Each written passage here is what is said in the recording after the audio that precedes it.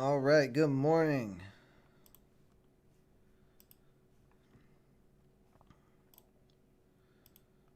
Let's see, I'm gonna check the NASDAQ scan. Pull up some of these stocks, see what's going on. Mara and Riot both got some volume, so something must be going on with Bitcoin. A lot of stocks with decent volume. A couple of things I'm watching, but nothing so far that's really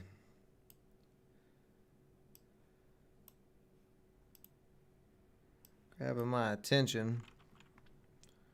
Let's see here. And then let's do the NYSE scan. Just to see.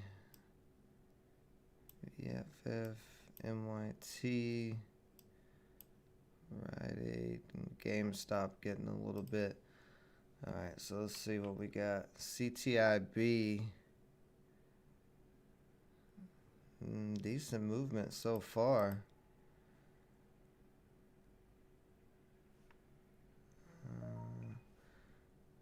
Just says that shares are open pre-market. A non-timely 10Q filing. I'm not exactly sure what's going on with this. Kind of have a trend line starting to form. GDRX. Is this for a day trade?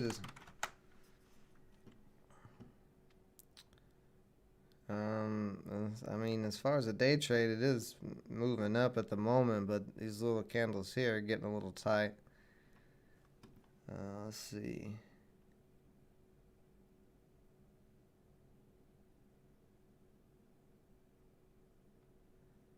The news doesn't look very good, so I probably wouldn't be too interested in trading that. CTIB, a little pullback here. SQB, let's see. It's kind of have a double bottom here. This could possibly get going. I guess I'll keep it on there. I'll watch this for now. Let's see what else we got here. BBT. I don't really see a reason to trade that.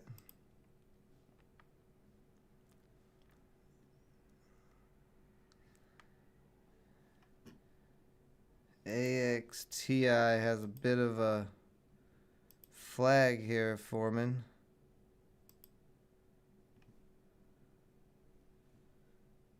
Maybe possibly something there. MYT looks...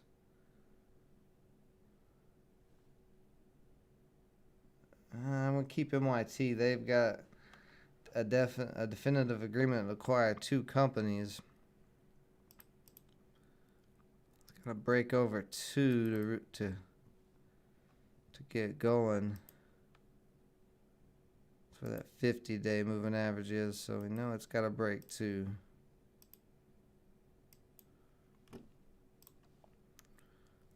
PTT popping up here.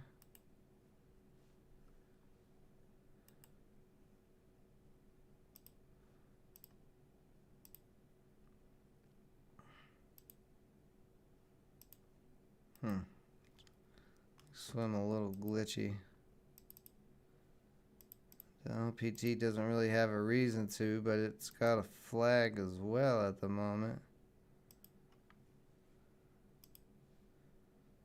Express popping up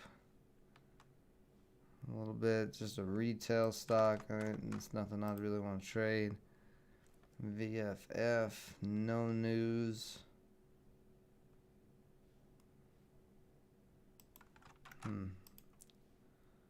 Riot Mara probably look similar. Yeah, I'm not interested in trading either of those right now. HO, okay, that looks like trash.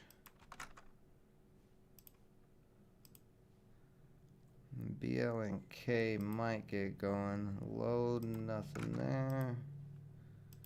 This is selling off hard. Voxel not looking good. Expa.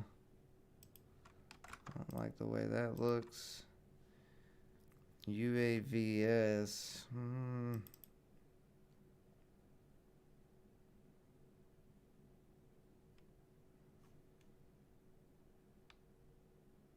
Yeah, I don't like the way that looks. Pretty light on volume. RAD. A lot more. Let's see. Got a bit of a U shape here, starting to form on Codex. It's got to break 12. It is below. No, I don't like Codex. It's below all these indicators. It's gonna be running into resistance the whole way there. Nothing there. That looks like a barcode. Nothing there. CBAT did get a little bounce off this trend line earlier. I do want to keep an eye on it. And then this is a possible dead cat bounce. Oh, it's starting to die off in volume.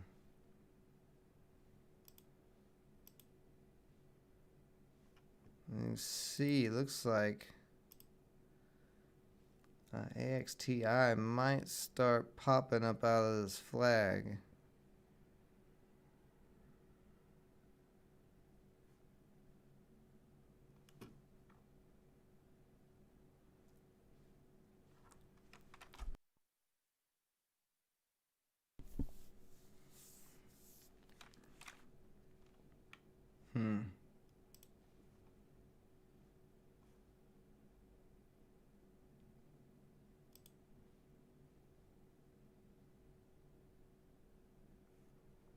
It's possibly making a U shape.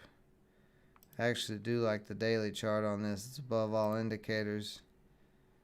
Not a ton of resistance in the way. If this could break over 10, I could possibly get moving.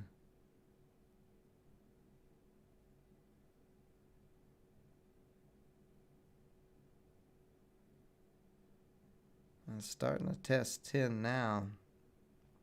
We're getting close to testing 10. Oh, and there it goes, starting to pop over 10 right now. It's the float on this very, very low float. So this thing could really get going with volume. Oh, and as I'm saying that, you can see it's already ripped 50 cents so far at that break at 10.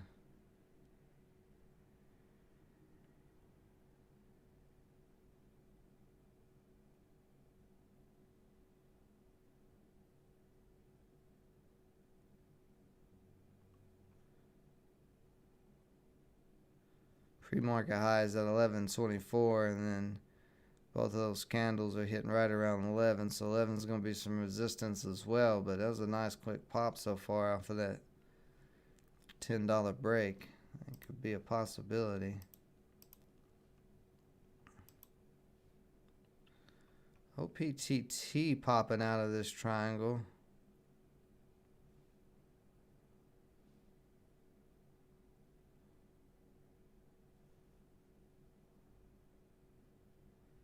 Nine EMA's at $2.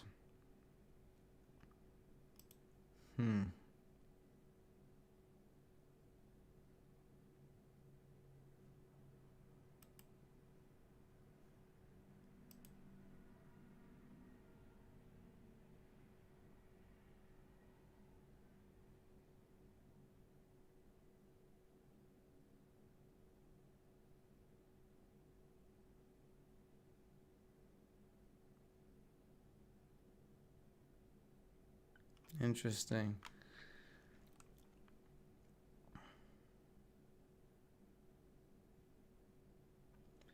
It's getting held up at that high of day at 209. A lot of sellers sitting there.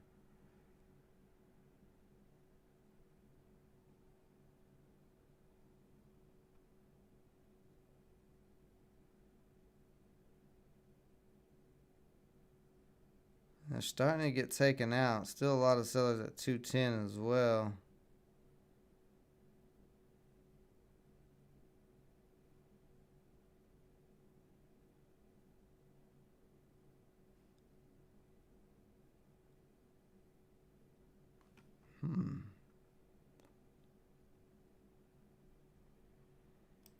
Interesting. We have a couple of different plays, possible plays. CBAP coming back down to the trend line. Gonna test that trend line again. It needs to hold up. BCLI still not doing anything yet. Pop back over to OPTT.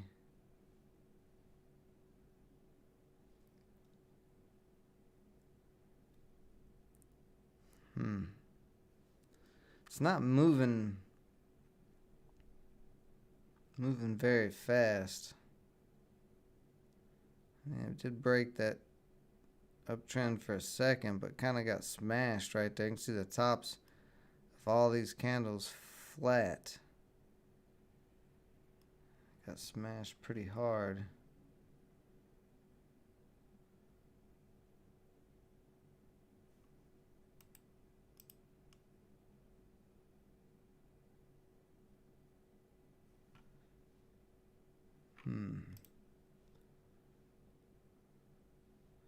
See, SQBG.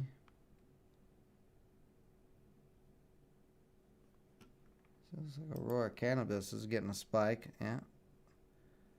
We're getting a little spike up there.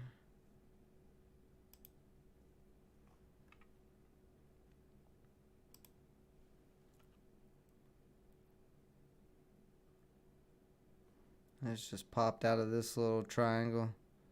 Held support right there at $10.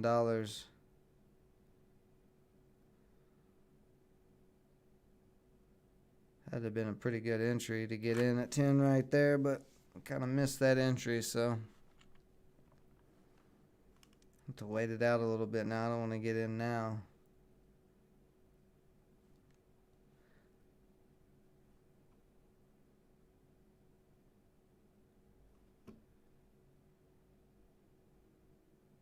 We're getting pushed down though. Yeah, let's give it some more time.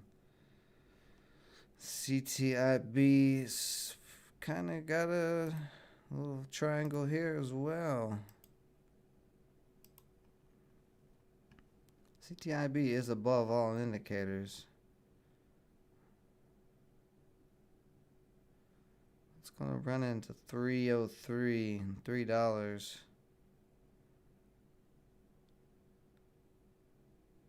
Possible 40 cents there. If it starts breaking out of this flag, where's the 9 at? 250?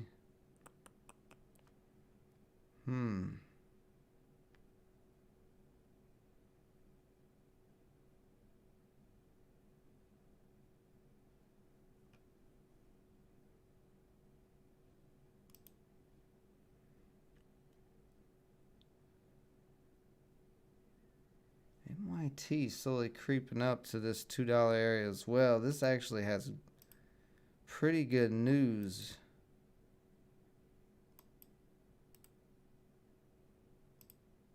So what's the float on this? 7 million. So if it did get a big volume push,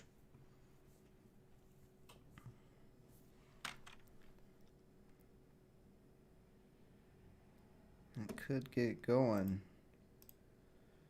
And we have a perfect big triangle on this as well. I may focus on this because if this does break, let's see, where's it got room up to? Resistance at 225, 210, 270, but it does have room up to 270. CTIB starting to pop out of this triangle though.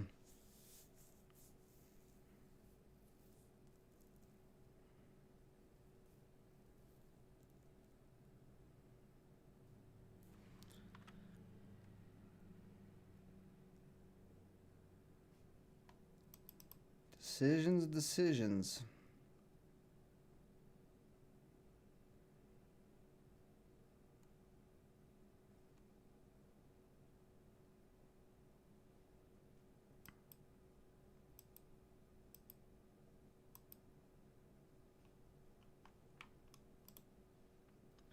See, that pulled back down AXTI still consolidating.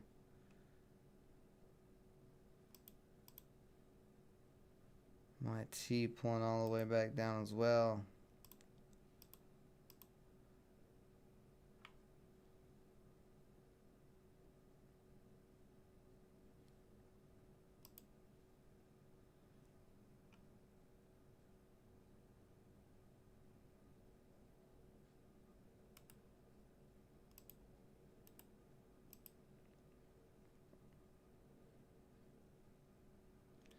So now we have a nice clear downtrend.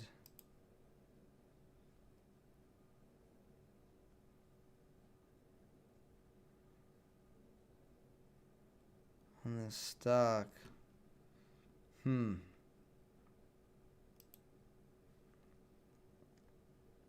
PTT still slowly climbing.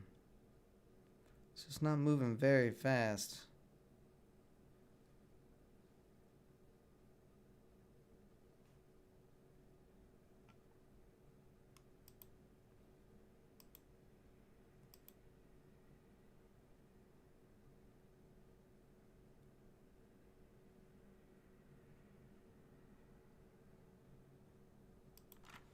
And take it right off. BLNK not doing much.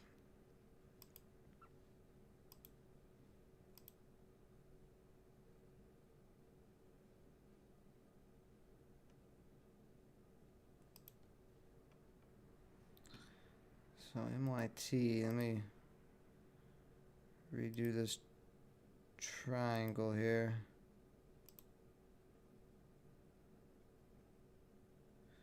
It's not getting a lot of volume.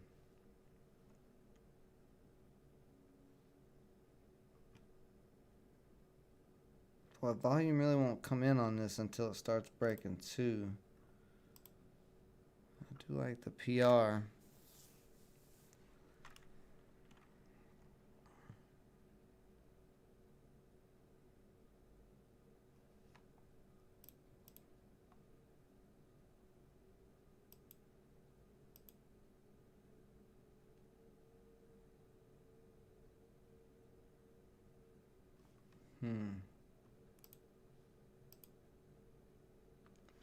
Okay, so AXTI cracking its consolidation, selling off there.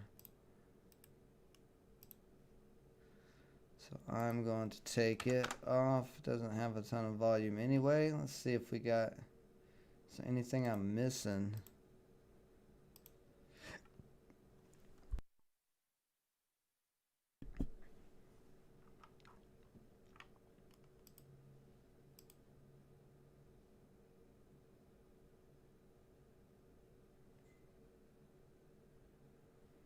No, CTIB might be the play.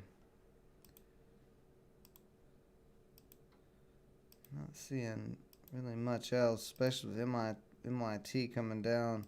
OPTT is just consolidating, but not really doing a lot as far as the way it's moving. CTIB actually has some chances to move pretty big. Right here at this downtrend, let's see if 275 starts to break. I may go. I want to go 100 shares.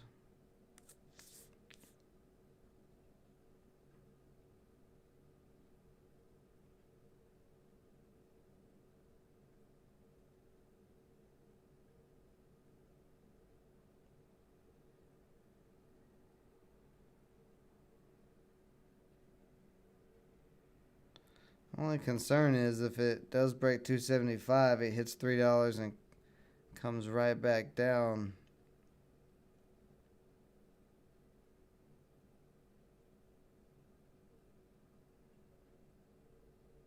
It wouldn't be that worth it. Let's see. It's kind of still getting rejected at this downtrend at the moment too.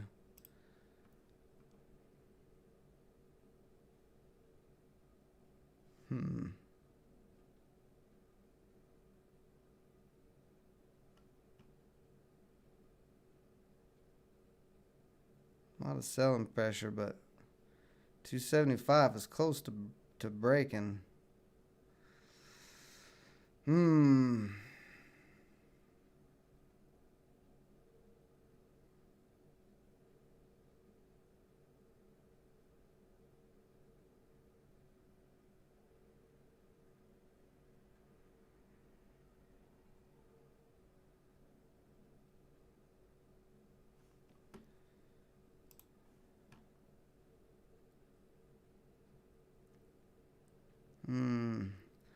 Concern is if it doesn't break right here, then it's going to push back down to that 9. It's getting close to... Oh, there it goes. Now it's starting to break.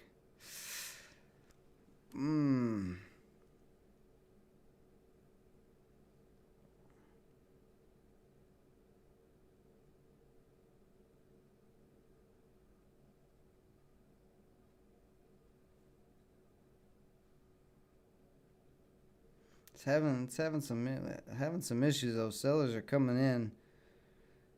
That's what I was concerned about. This resistance all the way, and right there, 290. Tops of these two candles, the bodies right there, is resistance, and then 3, and then 303 the high. So it's just going to run into a lot of resistance. It's the only reason I'm hesitant to get in this. I just don't know how much it can actually run.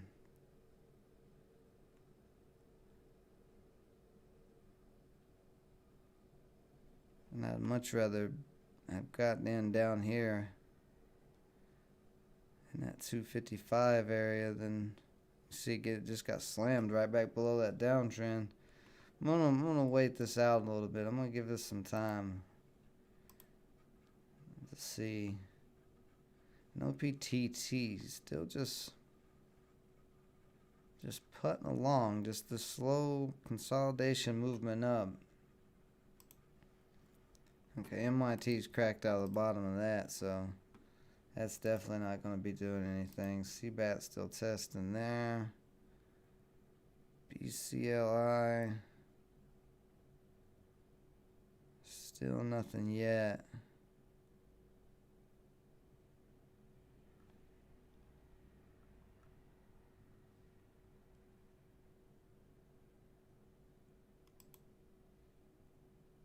I got rejected pretty hard. Back below 10.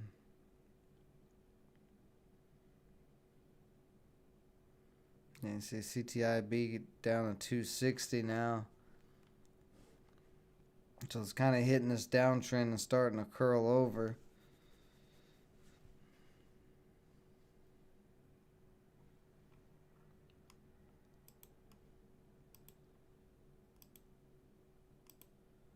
I only want to trade good setups. I don't want to trade any bad setups or okay setups.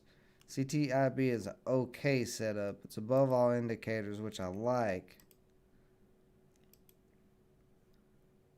But there's just so much resistance ahead through this area.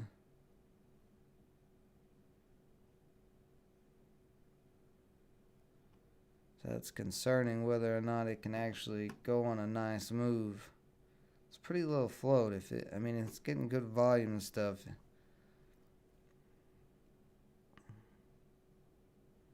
I just want to give it a few more minutes.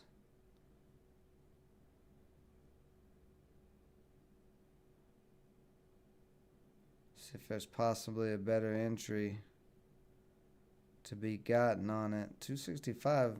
Okay, now it's cracking. 65 was trying to hold us some support.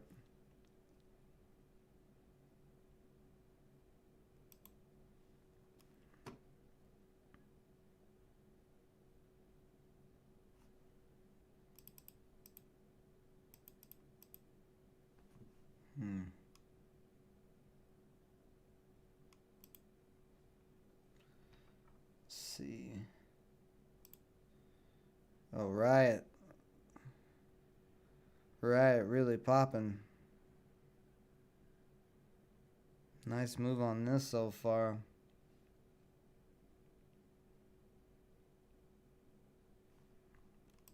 I guess we put on the watch list. I didn't think it was going to get this big of a move. I'd have watched it closer. Took it off pretty early.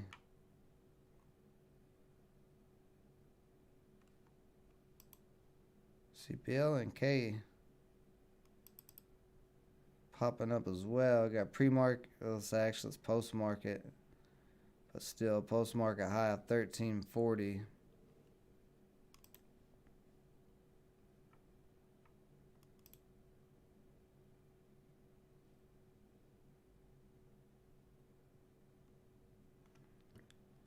We are back at this.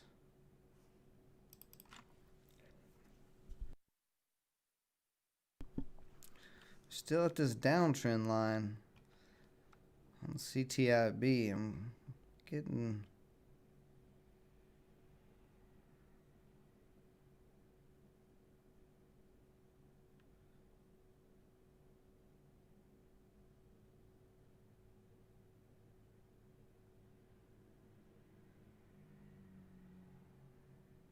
Buyers are pushing this up off of the 9. They've been pushing it up off the 9 the whole time.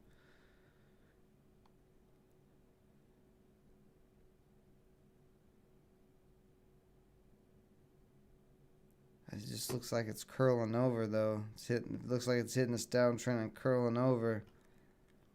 At the moment, it's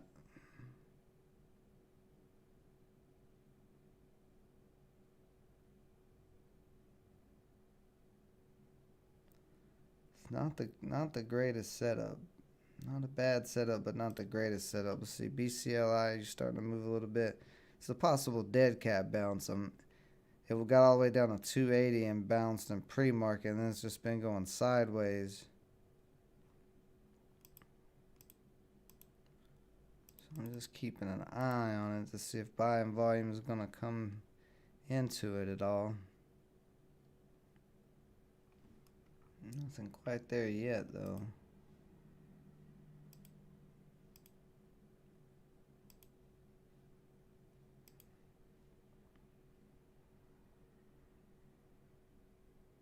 BLNK.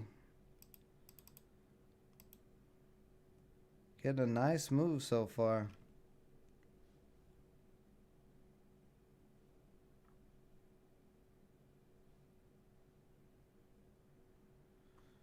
The high of the year is at 1458, so going to be some resistance there.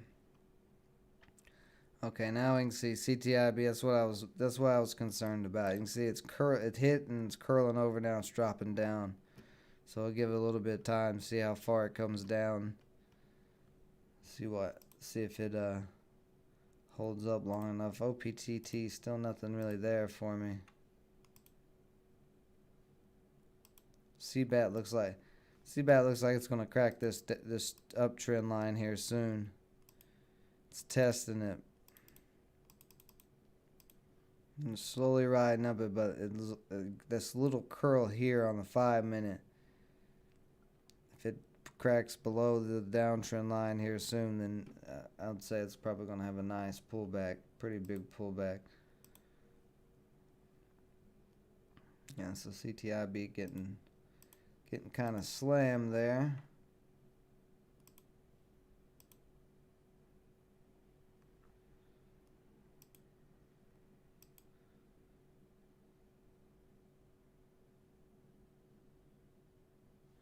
No, this is not very exciting that I'm not making a trade, but I'm just not seeing anything yet that makes me want to hop into it.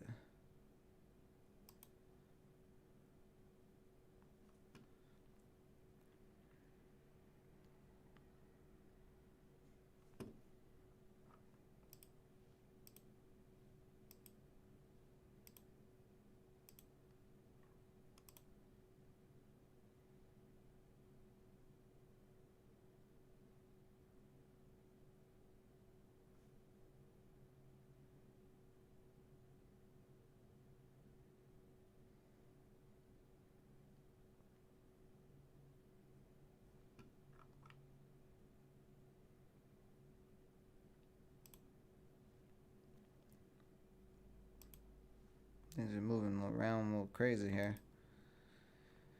So right at possibly Just hit a high of the year at 493. 5 is going to be tough. On this, I feel like if you didn't get in back here, then you just be chasing the 9's way down at 456.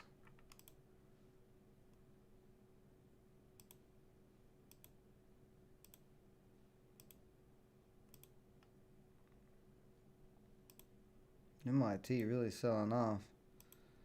Let's see, CBAT trying to hold this trend line. Looked like it was going to crack, but now I'm starting to get a little bit of buy and pushing it off of the trend line. So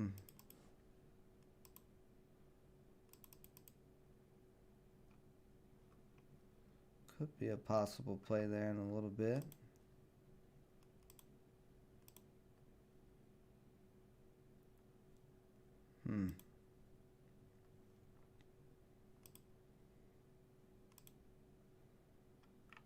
You look around and see what we got going on.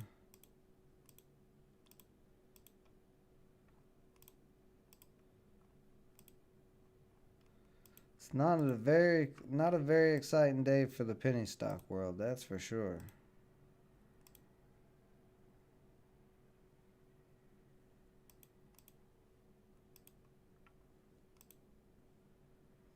What the hell's going on here? Oh, this barely had any volume, and it just went crazy with no volume. Random pump and dump.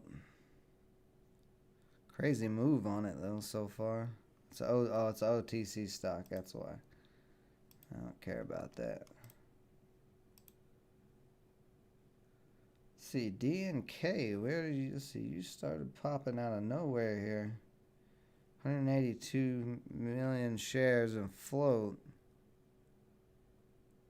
It's a good move for this high of a float of a stock.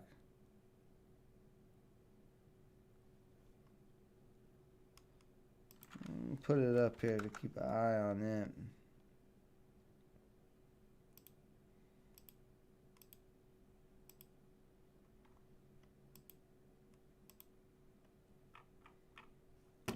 So what the SPY is doing today. What's the overall market look like? In a downtrend at the moment. Trying to rebound some, but pretty much in a downtrend.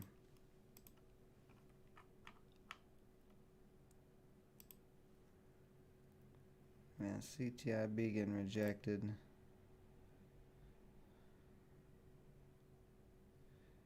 D and K has got room up to basically $3 and $3.23 if it keeps moving.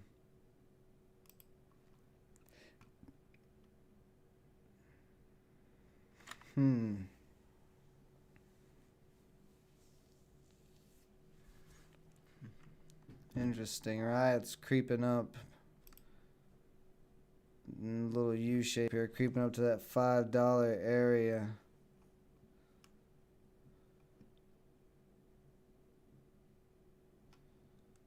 I wonder if Bitcoin is going nuts, if that's why it's doing this.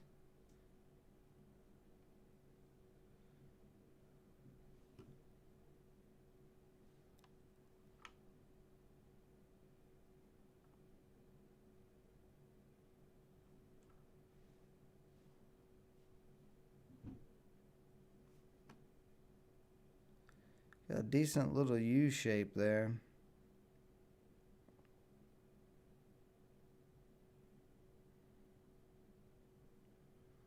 But it's going to run right into $5. You see $4.95. Well, it just broke through there.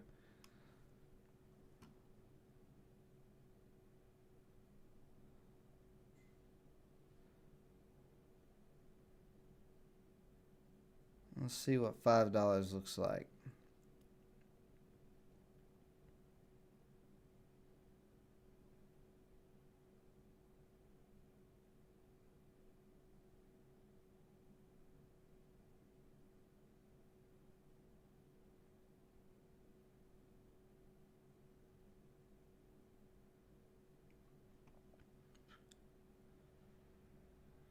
Ton of sellers there at 5, but they all just got taken out pretty quick.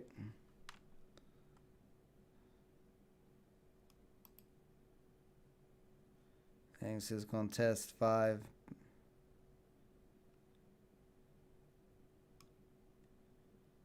Want to see 5 start holding up as support. I just can't get in this high. It's way off the 9 right now and running into that $5 resistance. Even though it is trying to break 5, I just can't get in that high.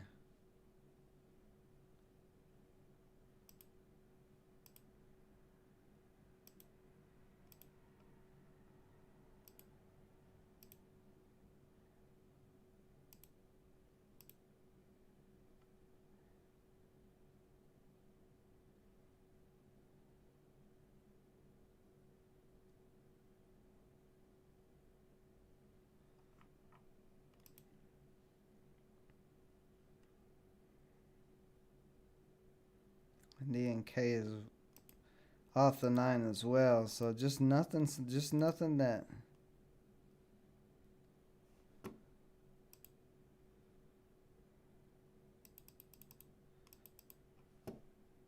nothing where we can get a good entry on at the moment. See, BCLI. If all the selling is done, if we keep seeing buy it and it's slowly creeping up and up, could start to get a dead cap.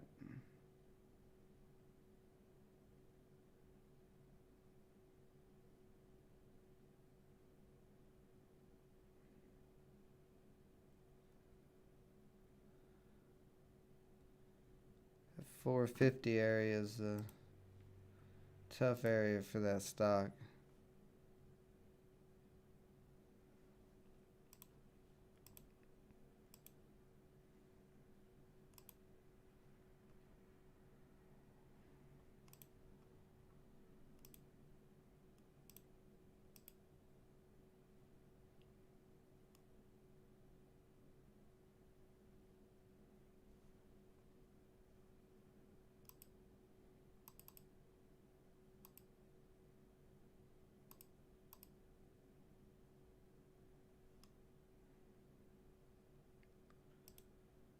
There's our downtrend on this.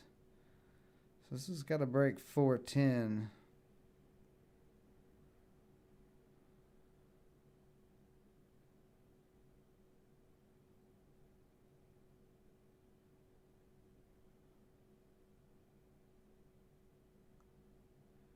Yeah, that area is some serious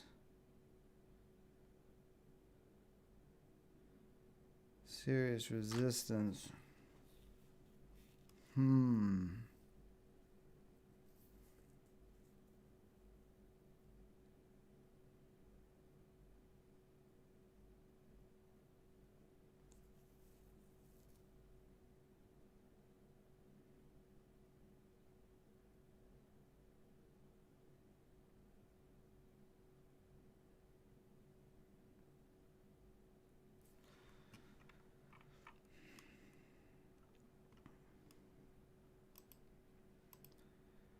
There's just nothing. Okay, let's see. Let's see CTIB here. CTIB having that pullback. Starting to find, getting a little bounce off support of that 240 area.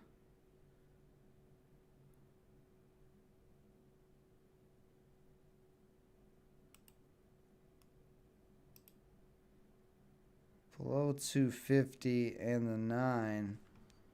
I'm going to give this a few more minutes and I may take an entry. Depending on what this does over the next couple of minutes. Right up to 517. I just don't know how much more Riot's got. It just, made a new high here. And it moves similar to Bitcoin. CBAC getting a nice bounce off of that trend line.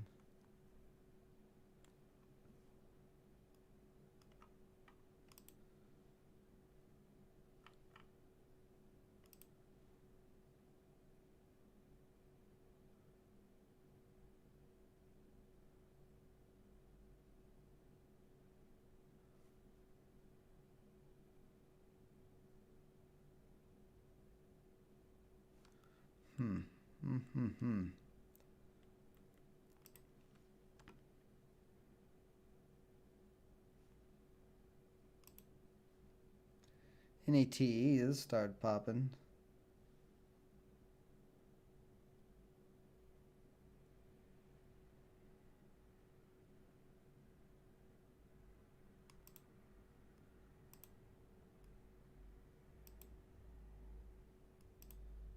See, Mogo slowly creeping back up as well.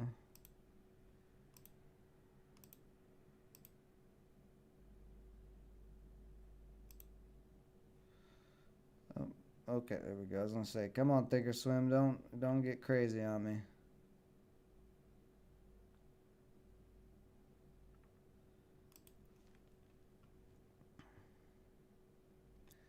CTIB still testing this 240 area. I want to see that hold up. If that holds up, I may take an entry. Starting to crack though.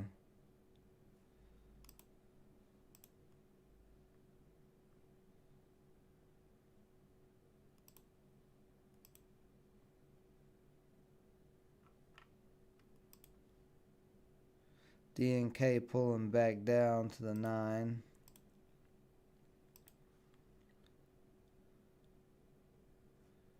CTIB is really cracking here. Let's see what would be possible next support. 225 possible next support. So if it comes down to 225, can hold there.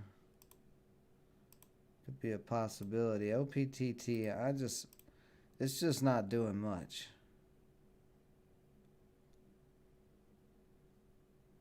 It's just been bouncing between 2 and 215 for a while now.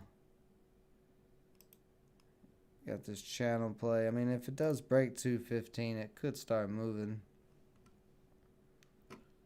That is just a channel play.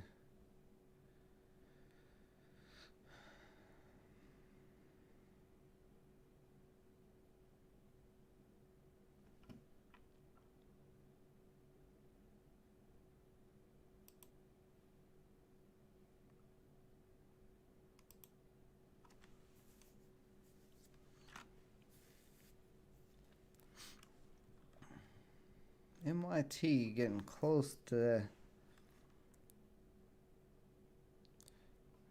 just not a lot of volume though.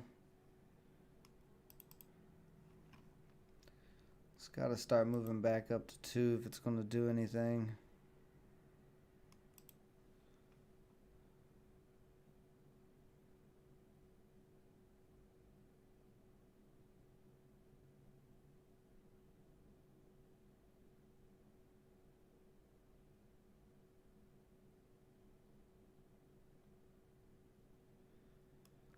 CTIB. What are you going to do? See, buyers pushing it up a little bit there.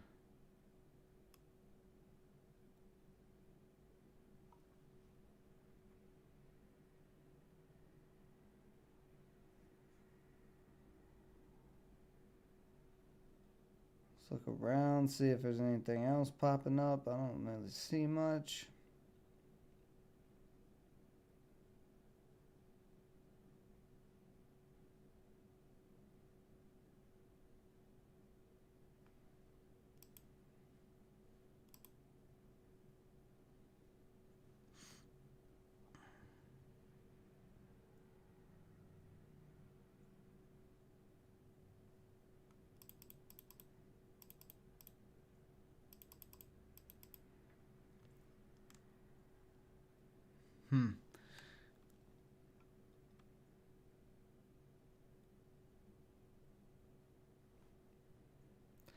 Oh, another problem. OPT doesn't have any PR.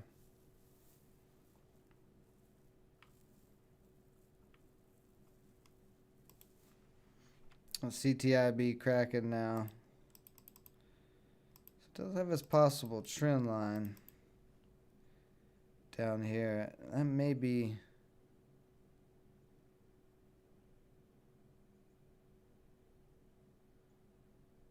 maybe an interesting area if it comes down that low.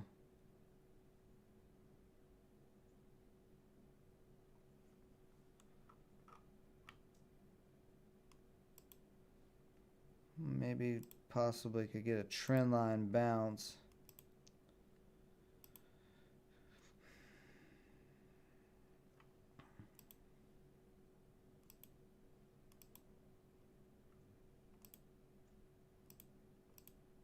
Yeah, so at this point it's just waiting it out and being patient, looking for that perfect setup for that good entry. I mean, there's just nothing jumping out at me right now. I mean, you do have a few things moving. Riot, went on a nice move, but like I said, it's a high of the year, 518. It's pretty high.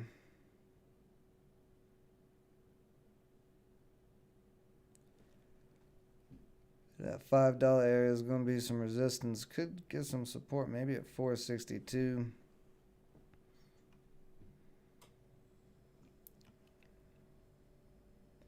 Usually this particularly moves off of Bitcoin. Let me see. Let me pull up a Bitcoin chart and see what's going on. See if it's following Bitcoin today. Oops. Let's see here.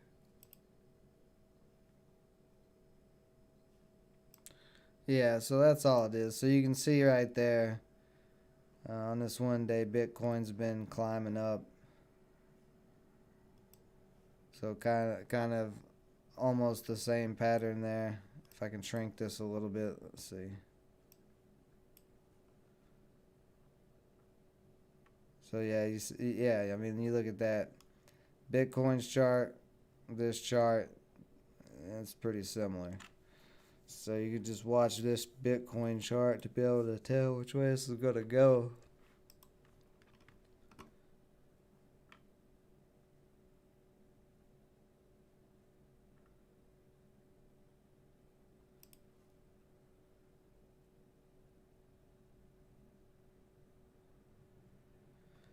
The selling is slowing down on CTIB at the moment. You can see it's decreasing volume bars.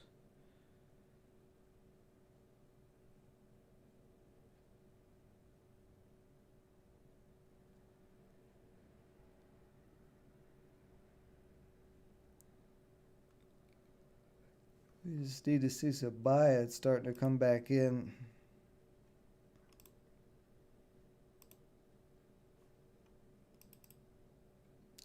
CBAT, little decent bounce so far off that trend line. Let's pop down, look back at the overall market on the SPY. And we're still kind of in this little V, trying to see if the market's going to go positive for the day or keep dropping.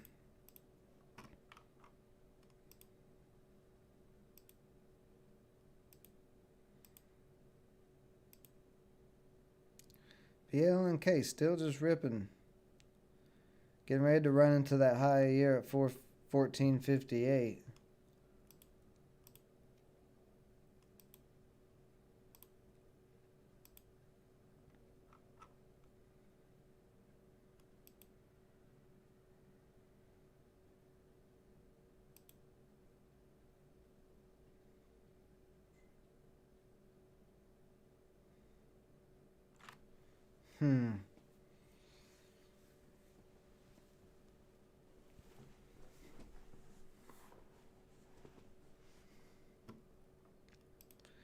DNK getting a bounce off of the 9 there.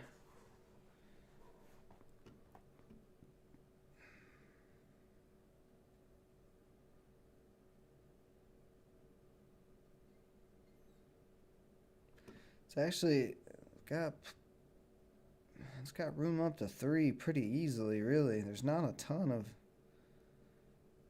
lot of past chart resistance. 230 is a little bit, which is kind of where it's getting hung up now at 225, 230. But after that, I mean, it's got room up to 3.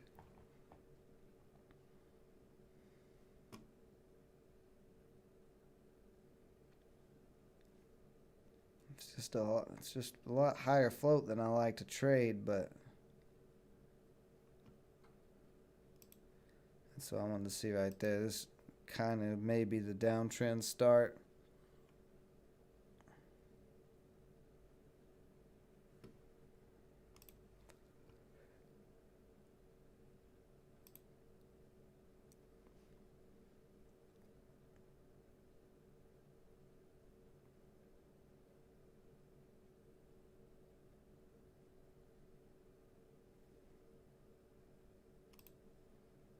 Okay, this isn't doing anything. It's selling off. I'm going to take it off. Keep right on there. BLNK. OPT getting really light on volume. MYT I'm getting close to taking off. I mean, it's just dying off in volume terribly. And this I'm getting close to taking off. It looks like it's going to crack forward, really sell off here soon. So now I'm pretty much... So now we can see the downtrend a little bit. Something like that. Now I'm pretty much focused on CTIB and D and K. CTIB actually starting to pop back above 240 here.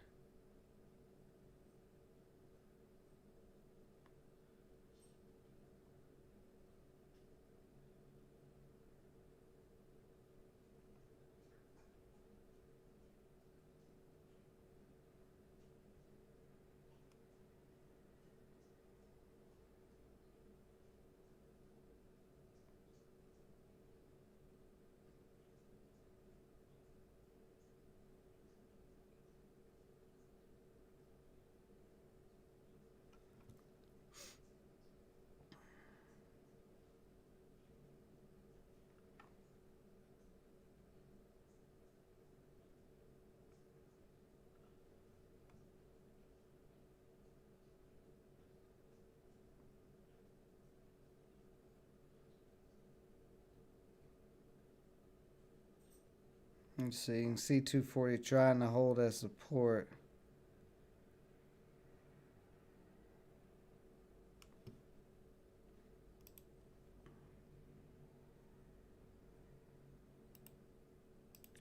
Yeah, so that is the downtrend. You can see where it got rejected right there at 225. So this is consolidating right now.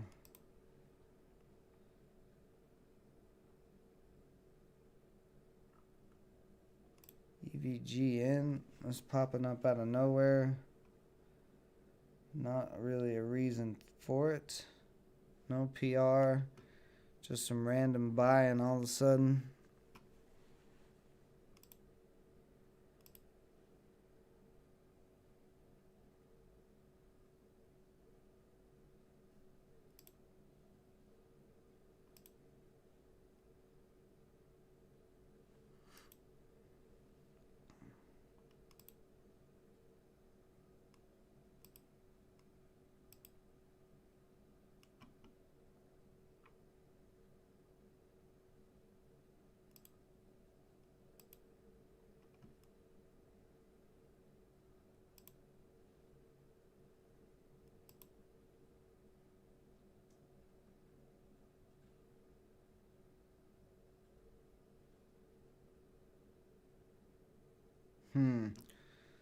This is interesting. This little bit of random buying that's come in.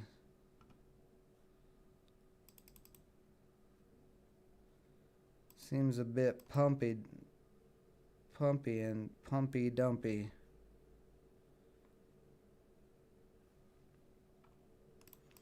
I'm going to put it up here on the watch list for now just cause that irregular buy-in that came in. Keep a little bit of an eye on it.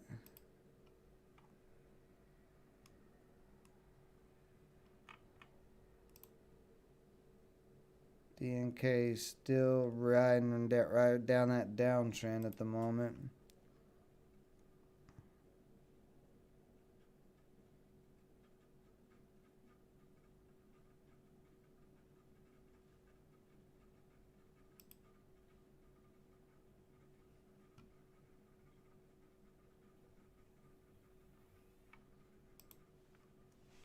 Interesting. So still nothing yet.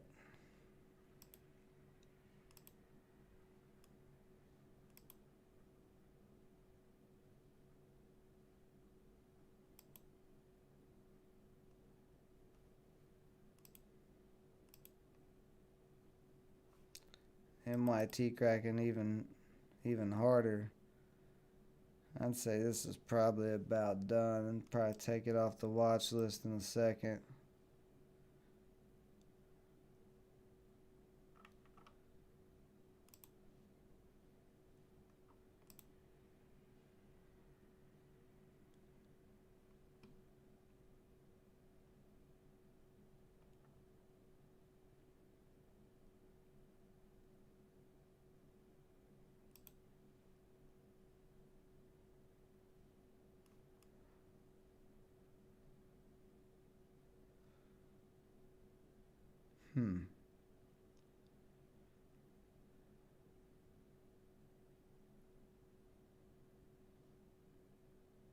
This was halted.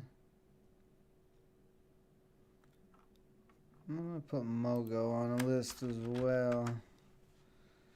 Looks like it was halted this morning for news. It seems to have pretty decent news. They acquired Carter Worldwide. There's nothing really going on with it at the moment, but if everything else starts selling off,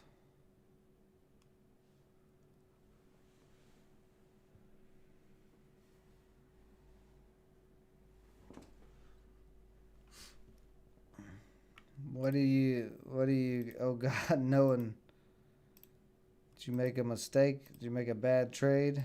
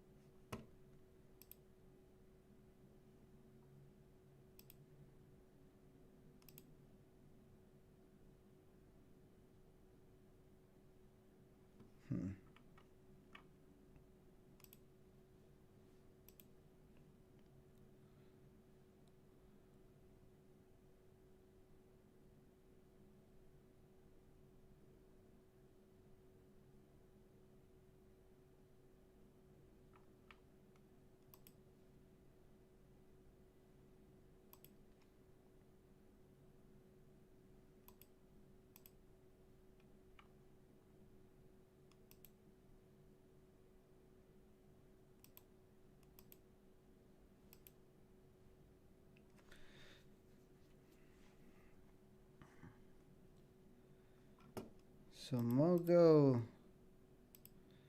starts getting buying volume in, starts pushing back up. If you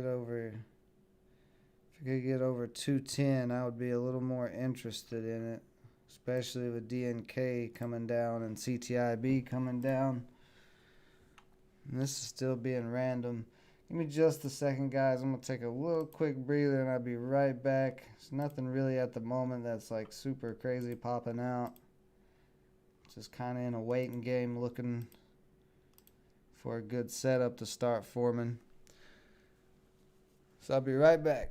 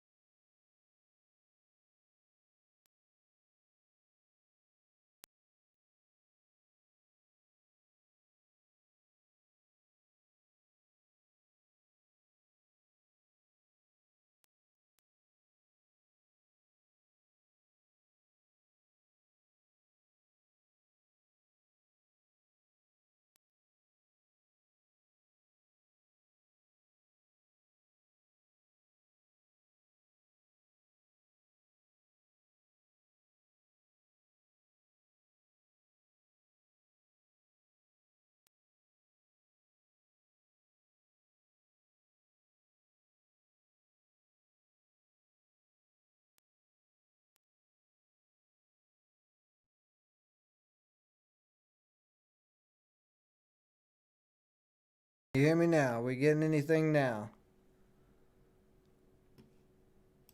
There we go. You should be able to hear me now. I don't know how long my mic has been out since Dan, you just put that. I don't know if it's been out the whole entire stream or not. I did not realize it.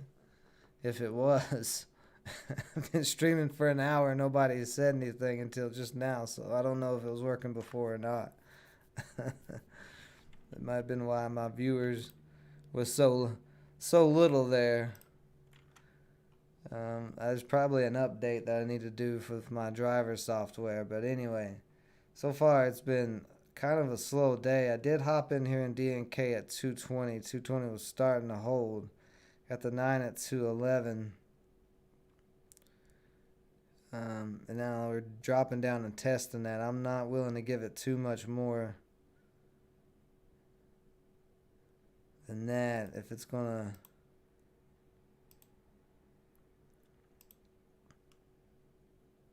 if it keeps selling off, I'm gonna get out, but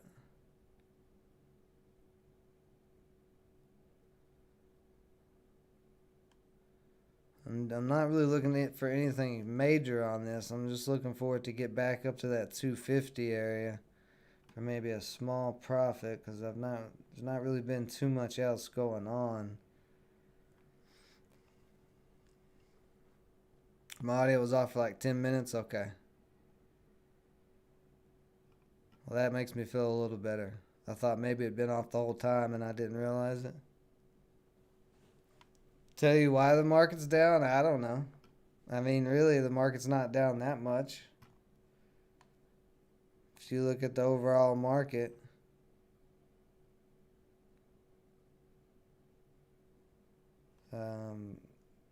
pop over here real quick and look. It's rebounding a little bit, but I mean, it's not really down that much. It's green so far today.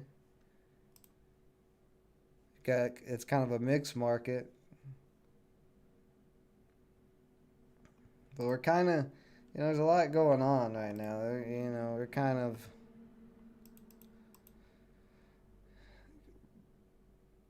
got talks of actual vaccines that may be working for COVID, but you got states locking down.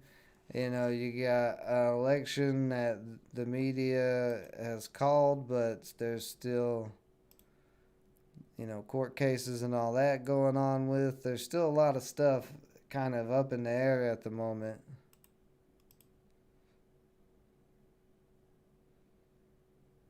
And you don't know what is going to happen with policies. Most likely Biden is going to win, but will Biden stick to the policies that he said he was going to do, or is he going to do something else? Who really knows?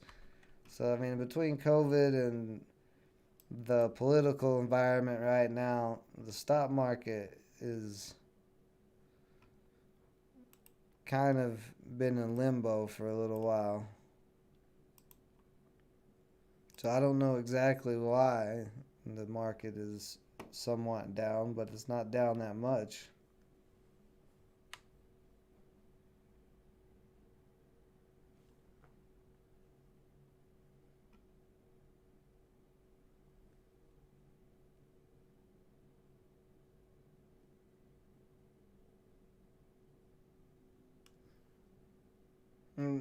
Yeah, like I've said before, Dan, I'm not counting my chickens until there's actual official news on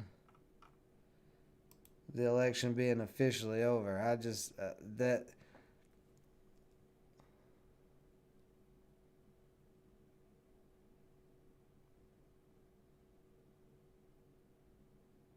See that I've heard different. I've heard there's a lawsuit, the lawsuit in Pennsylvania worked out or whatever. I don't know. I don't know. That's what I'm saying. Like, who knows, man? Who knows? Until it's official that Biden is the president, then And then even then, like I said, people aren't sure whether he's gonna stay kind of to the center with his policies or if he's gonna go Far left with his policies. Nobody knows what he's going to do. Nobody even knows if he'll stay in office. They put that one thing in where they may remove him from office and put Kamala as president. So there's a lot of stuff up in the air. So who knows?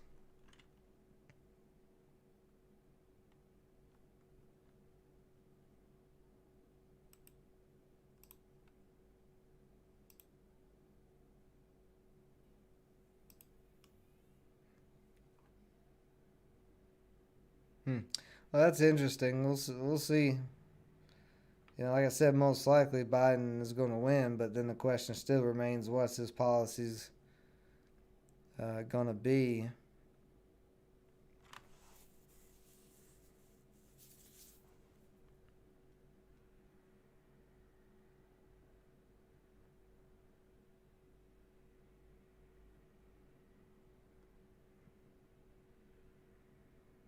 I wasn't trying to get into the whole election thing again. I was just answering the question of why the market may be down, and there's just a lot of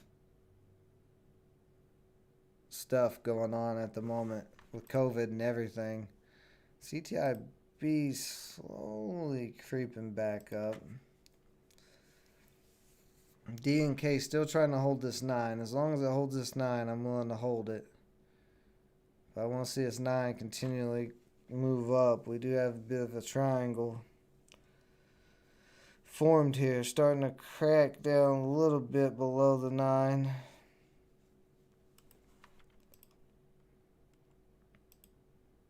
Should have pretty good support at $2. That's the bottom of the triangle.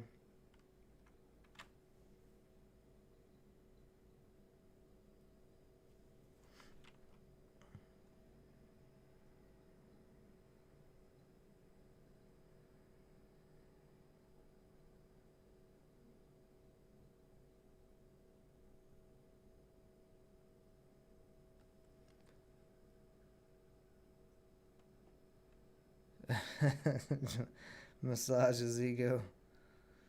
He does have an ego.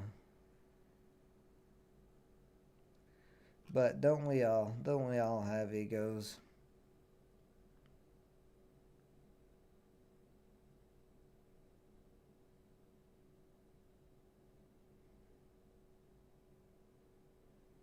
I do not want this down testing $2. Buyers need to be coming in and pushing this up right now.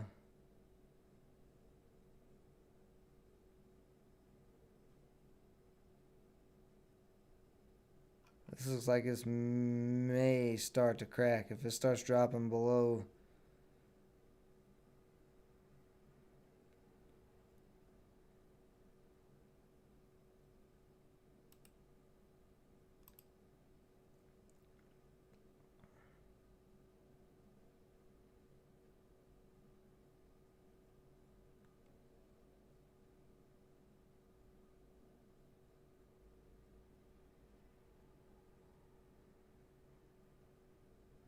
if it starts dropping below 204, 203, then this is probably going to crack.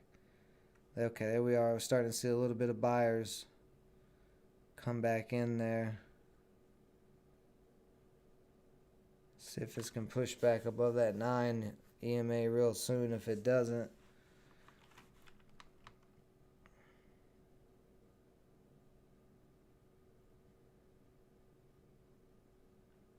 doesn't pop back above that 9 soon, it's going to probably sell off.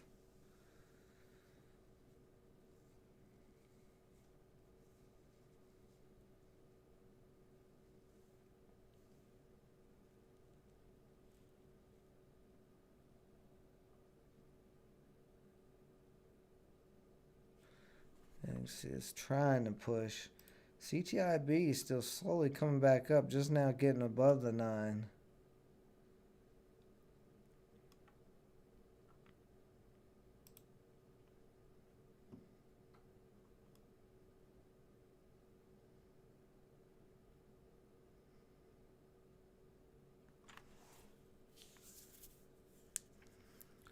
It does look a little sketchy, DB. You are correct, sir. That's what I'm kind of. Well, there's some decent buyer coming in there at 210.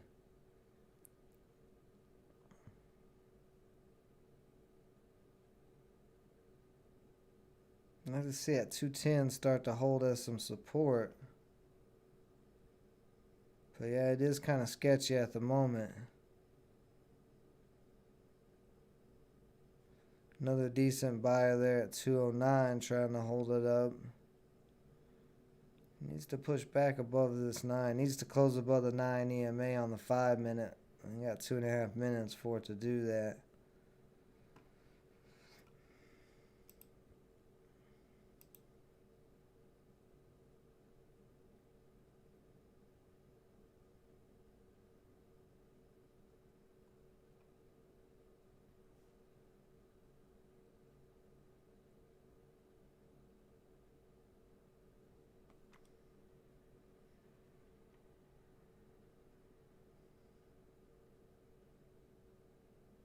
Yeah, buyers getting taken out at 209, so that's a little sketchy. We'd rather see that hold up. This is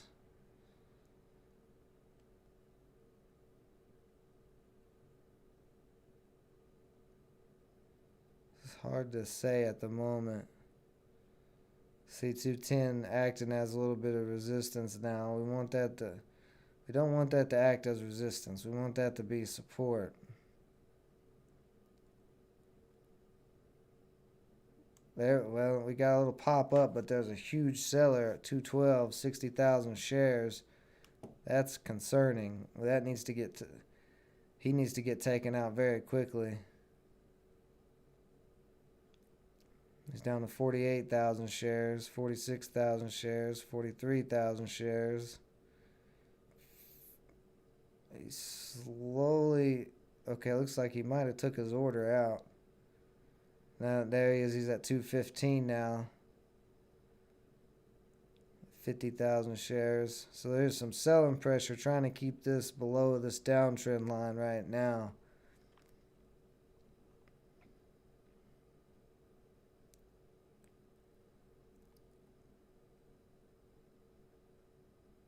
Like I said, we want to see 210 hold up as support here.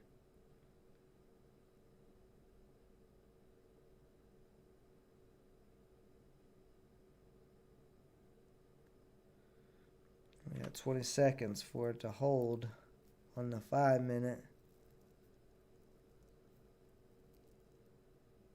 Alright, 215 getting a little bit weaker, getting still some sellers there, but not quite as many.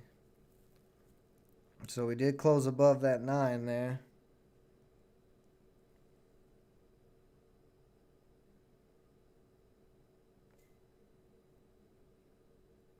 Next target is 540. What are you talking about, DB?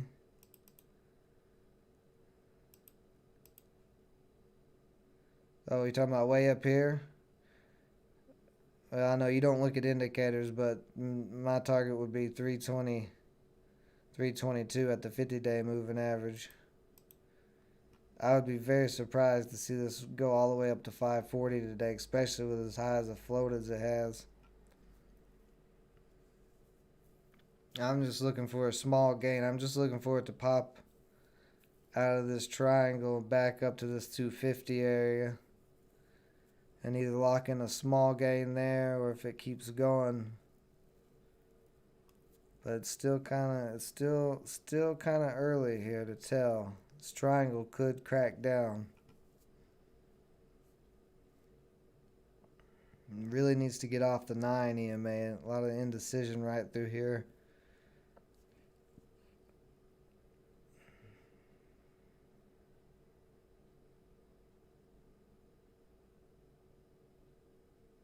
We can see 210 starting to try to hold us support. But it needs to get off of 210. It needs to be pushing up towards this downtrend line and testing that.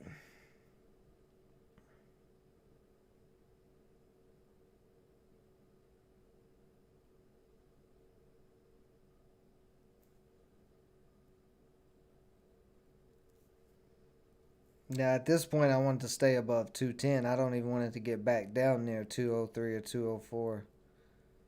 want to stay above 210 and start testing this downtrend. And we start testing this downtrend and can break that, then I think this would be a nice easy profit. But till then, we're kind of in this little indecision land of who's going to take over this battle.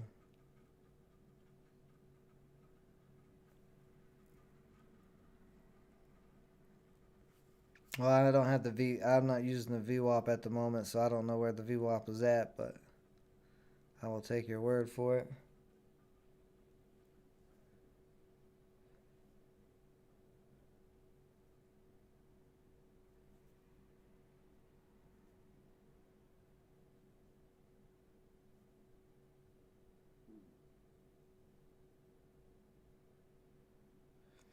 Yeah, see, still a lot of sellers in this area between 210 and 215.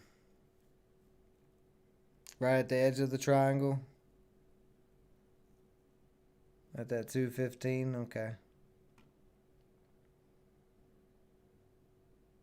Yeah, it's at the, okay, so the VWAP's at the downtrend line, so, you know, same thing, just different methods.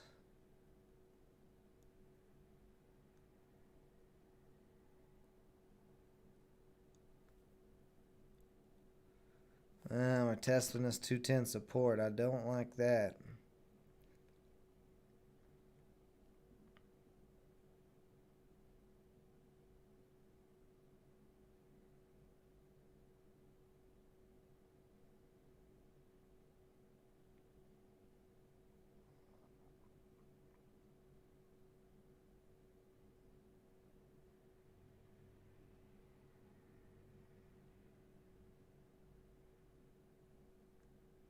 We've got a minute on this 5-minute candle to close.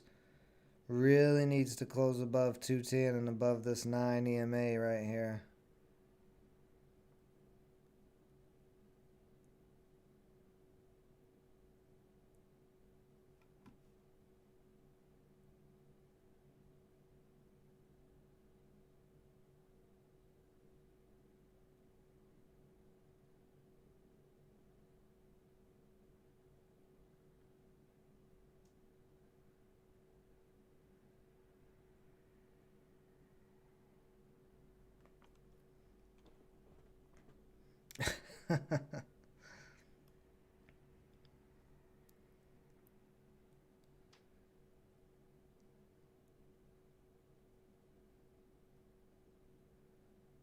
Daniel B with your jokes. Triangle needs to be a isosceles. So we did close. I mean, we just barely closed on that candle above the 9. I mean, we closed right on it. So still a little sketchy here, but buying volume can start increasing towards this downtrend 215 area. You might see a pop, but you see 210 just cracked there, so this may start turning around here.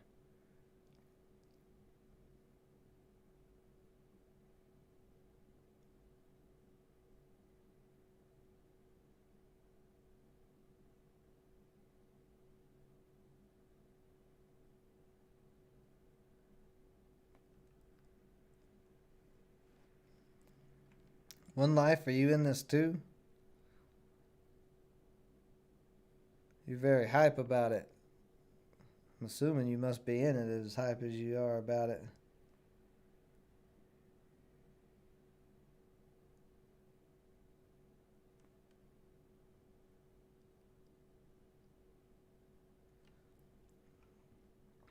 Yeah, I mean, I don't have a problem with the VWAP. I think it can be used as a good indicator for different things. But Daniel B, you wasting your time, Dan, trying to argue with him about any indicators or any of that. Like you literally be yelling at a brick wall because he does not believe in indicators or any of that. He only solely believes in price action. Yeah.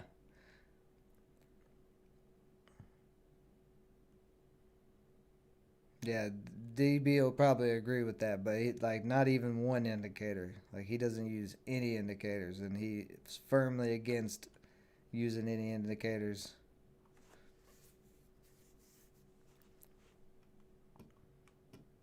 I was just letting you know, not to, not to go and not to get into a discussion with him about it because he will not listen. He will completely go against it. He is a pure price action trader. That's all he believes in. There's nothing wrong with that. I think you have to have a very good understanding of price action before you use indicators. If not, you're not really using indicators for. You're probably not using them accurately if you don't understand price action. So it is very important to understand price action. Yeah, that's the thing. You know, there's so many different ways to trade in the stock market. So, you know, whatever works for every person is different.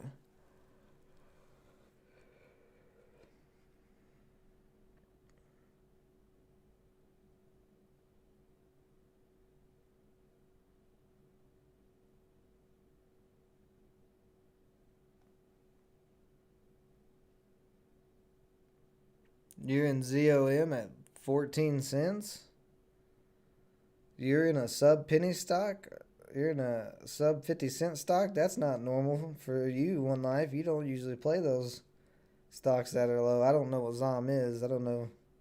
Just assuming you said 14 cents that it must be sub 50 cents.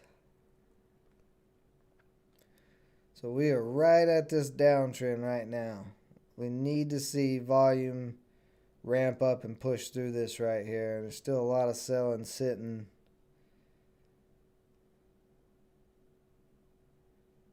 at this downtrend.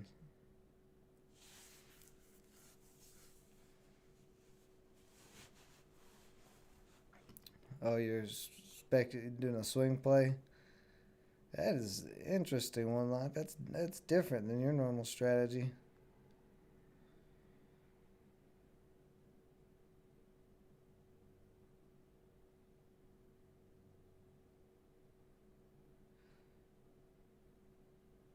If buying volume doesn't start pushing in this soon, if this does not start breaking this downtrend real soon, then this is not going to break. This is going to end up coming back down. So we've had a little buying volume in these last 4 minutes, but we're still getting hit right at this downtrend line. And this would be a rejection, and it would push back down to 2.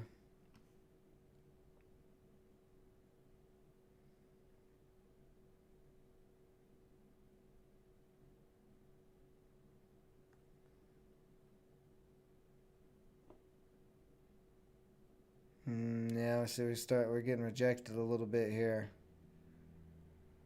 I may be about to hop out of this if. Okay.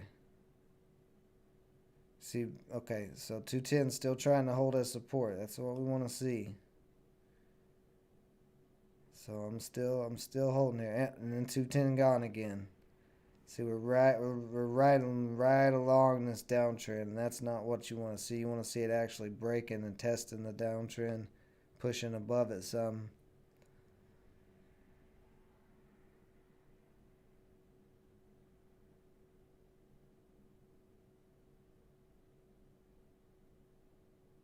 The overall volume on this has been decreasing too, though.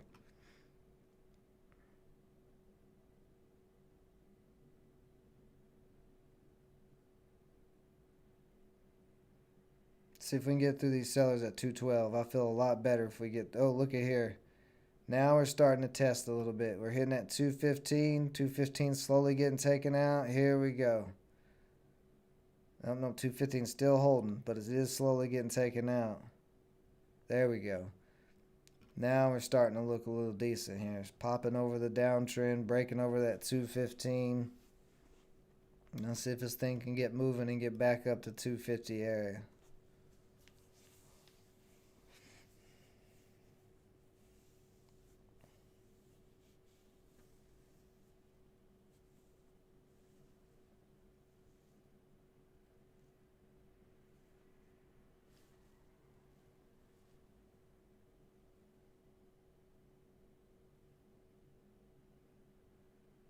A little bit of selling in this 220 area.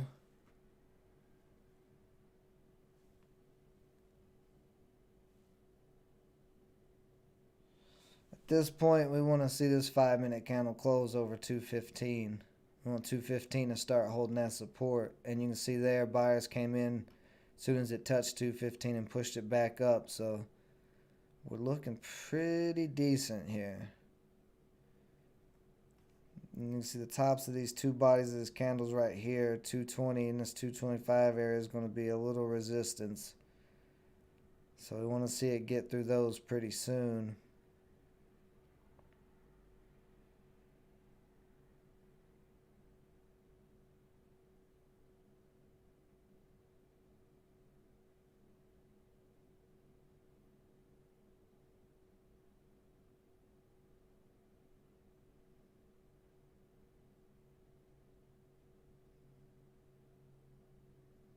Yeah, you can see sellers sitting there at 220.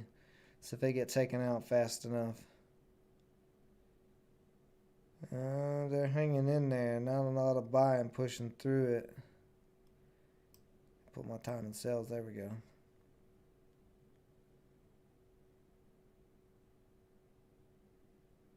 Yeah, we're not getting a lot of buyers at 220.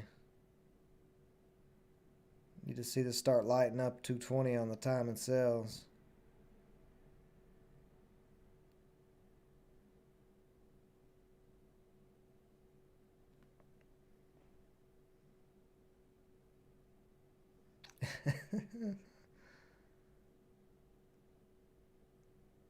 So we're getting a lot of 219s, but I'm not seeing very many 220s. I'm not seeing any big orders at 220. There we go. Now we're starting to see some 220s popping through here. Yeah, now they're decreasing. Here we go. There we go. That's what I was looking for.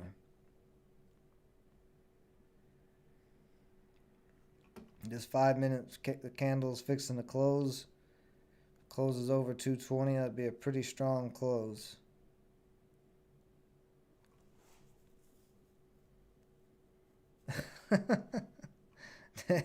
Daniel B., you do not like Ross Cameron. Don't you start with your nonsense. You're being silly. Being silly, DB.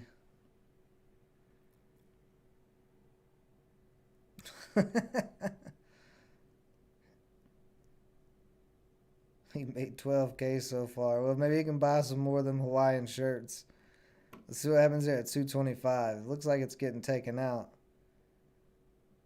Yeah, very nice, very nice. So we're slowly creeping here. I like the direction we're going now. This is a higher float stock, so it's going to take a lot of volume. I mean, you can see back here it took let's see what 3 million in volume in one 5-minute candle to push this up to get this big of a candle. So we'd need a lot of buying volume to get a big rip. If not, it'll just be a slow little climber. 225 starting to try to hold a support. That would be nice to see.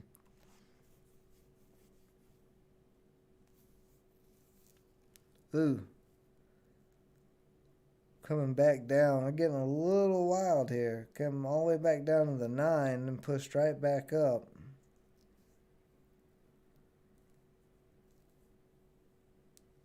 And like I said, I'm not looking for a lot out of this. I just want to see it get back up to 250. I'm looking for a small little gain on today because of how slow it's been.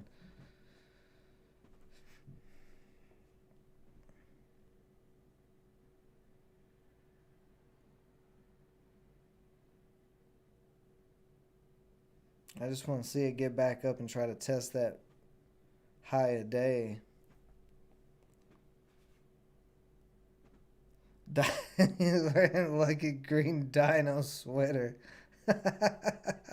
Is he really wearing? If Ross Cameron is wearing a dino sweater, a green dinosaur sweater right now. Oh my god. I hope that's not real. If it's real, it's funny. If it's not real, then it's still funny. It'd probably be funnier if it's actually real.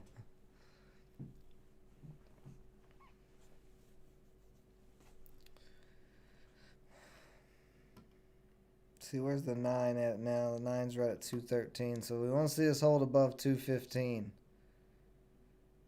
And hold above the 9. Yeah, see buyers trying to come in and hold it up at 215. So that's what we want to see. But we don't want to be testing 2. See, here we're testing it again.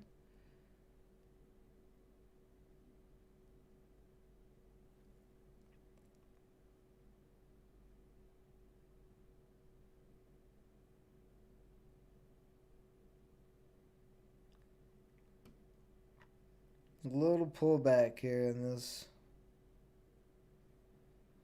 resistance area. I mean, you can see the tops of the bodies of these candles, just right through here. It's just some resistance all through there, but it shouldn't be that crazy of resistance. It should be able to get through that pretty easy if buying volume continues to come in.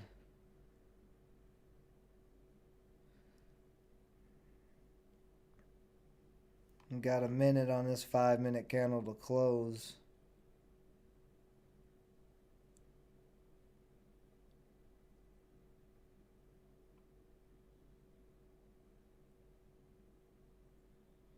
Looks like 220 is trying to start build that support here as well.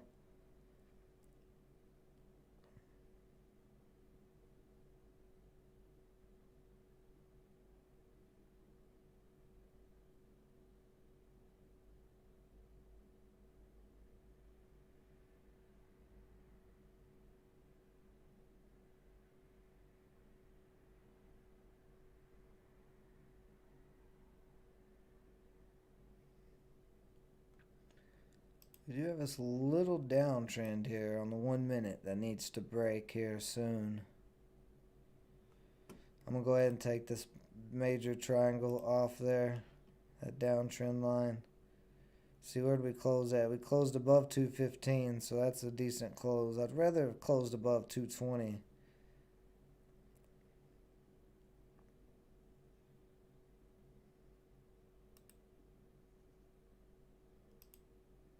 You can see testing that little downtrend on the 1 minute. 20 for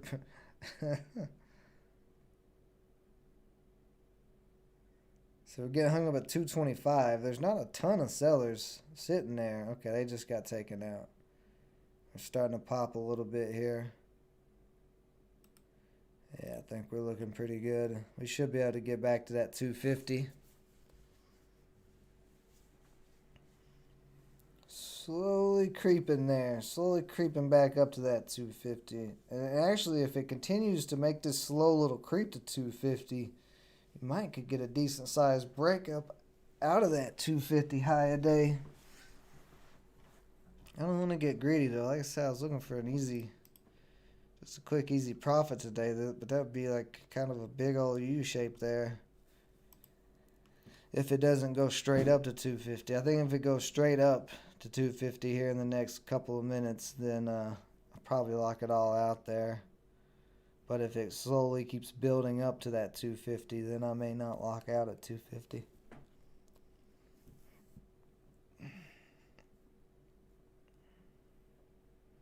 Depends on what the buyers and sellers do. That's what we're waiting on to see what maneuver they're gonna make. Yeah, we shouldn't really be getting held up in this area that much. There's not really any, maybe a little resistance at 236, but there's some resistance at 240, 236, 240, but still, no, both those areas should. Ooh, there's a big seller sitting at 235.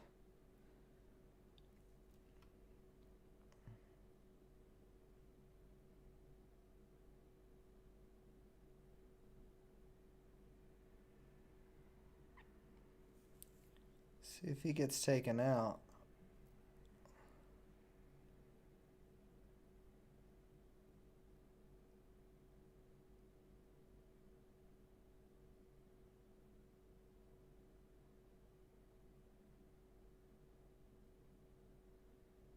$60,000 share seller sitting there. We still haven't took him out yet.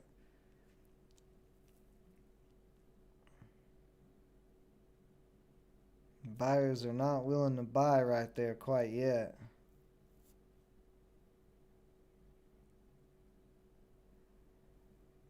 So that is interesting.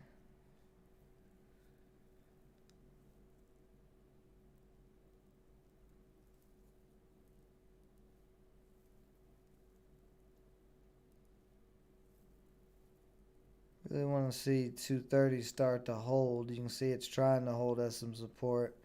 Decent sized buyer coming in there. We need to be testing that 235 area. We need to be taking out that big seller. And there's that 234, but he is getting taken out. Oh, still not quite there. 234 is a lot of selling pressure.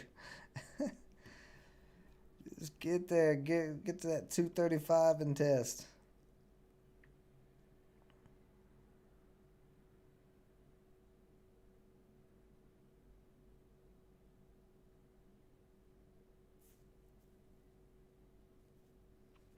$540 is not. I would be. I wouldn't even. If this thing ran to 540, I wouldn't even hold it till 540. Like I said, the highest I'd hold this up to is this 50-day at 320. That's as far as I'd hold it to. I really highly doubt it's going to go to 540. Oof. That was a big rejection there at that 235 area. Big rejection. We got 10 seconds for this 5-minute candle to close. Really needs to close over 225. Ooh, we're starting to crack here, so this may not get it.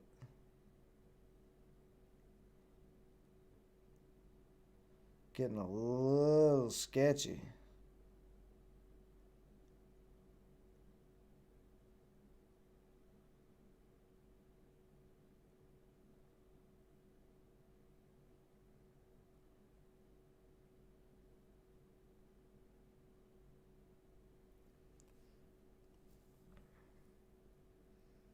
$220 still trying to hold that support. That needs to hold.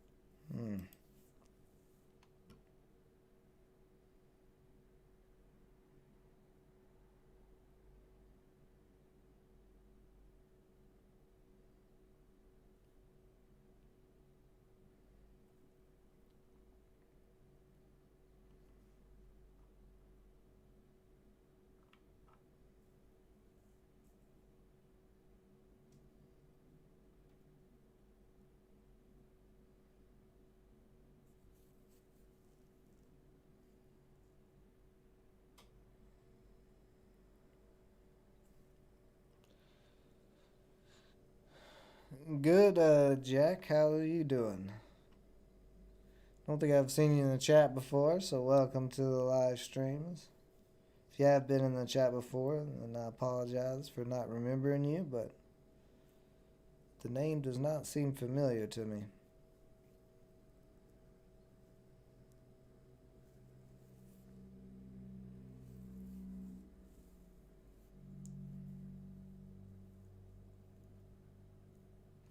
So this may just keep doing a slow creep up to that 250, which I'm fine with.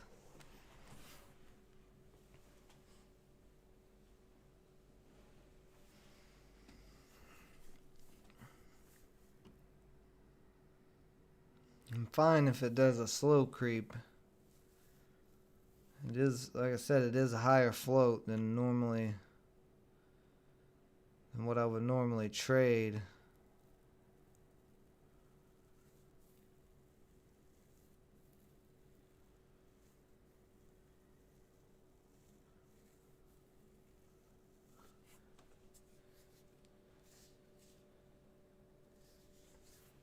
Second day of doing stock market research. Well, you got a journey ahead of you, buddy. It takes a while to learn. I'm not gonna lie to you. I'm not gonna do the Facebook guru or YouTube guru ads where I'm like, you can get rich overnight. Haha. No, I'm not gonna give you all that nonsense. Stock market is a tricky bitch. And it takes time to learn, time to break. Daniel B.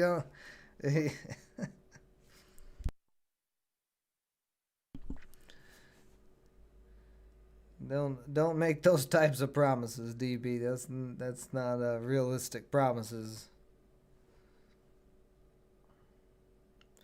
But yeah, Jack, just giving you a heads up, an honest heads up. You know, the stock market is tricky. It's a crazy place. Oh yeah, no, I mean anytime you learn, or anytime that you start learning is a perfect time to learn. You know, lockdown or not, it's always good to learn the stock market. And the stock market isn't going anywhere, and there's always opportunities to make money, through long-term investing, swing trading, and day trading.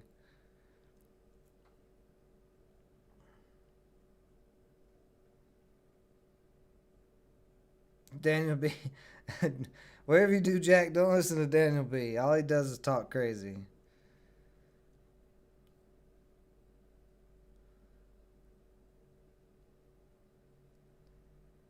He used to be insightful, but now he just talks crazy. One life you're in what, PLTR you said? Yeah, day trading. Honestly, day trading is probably the trickiest of the stock market stuff. Like long term investing is really not that difficult to learn. Swing trading, not too difficult to learn. It's a little different than day trading, but day trading is a whole animal by itself. Very, very. Well, I'm not gonna say it's super complicated. It's like a lot of new stuff to learn. Like there's a whole language that comes with the stock market and day trading, and you got to learn what all these different terms mean and stuff. But main thing to focus on is learn price action. That's going to be the biggest thing. Learn price action. Learn volume. Learn price action.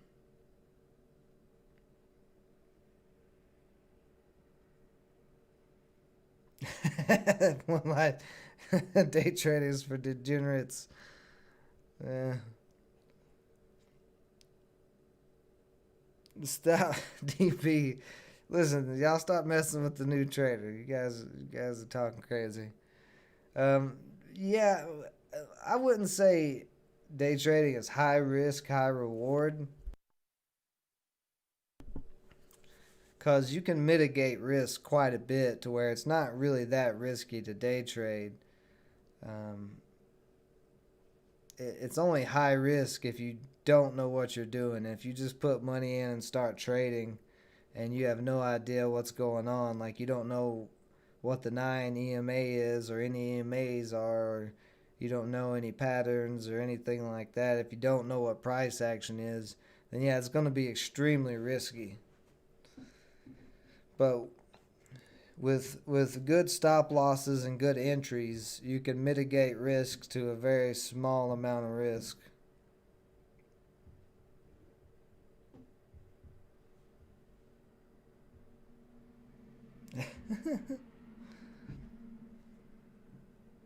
One Life made me the worst trader ever. why you, why are you giving One Life credit for my trading, whether or not I'm worse than I was before or not? Talking crazy, TV. You were on one today, Daniel. You were really on one. You're talking all kinds of craziness.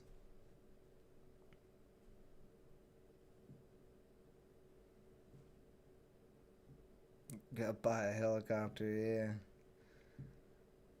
Yeah, you were definitely on one. So this looks like this is gonna continue to be a slow creep on this stock. We're still getting hung up in that 230 to 235 area.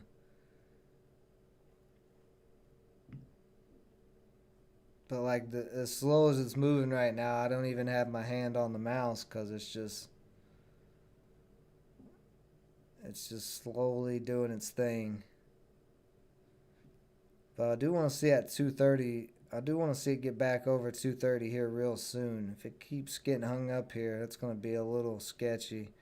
Okay, so there we are, starting to pop back above 230 a bit. I did see a big seller. See, there's a big seller that keeps sitting in this area from 230 to 235. Keeps coming in with 50,000 share positions. This is one of those cases, one of those scenarios where one person can possibly ruin your day. So I am starting to get a little concerned about that. I got a minute on this 5-minute candle. I'd like to see this 5-minute candle close above 230.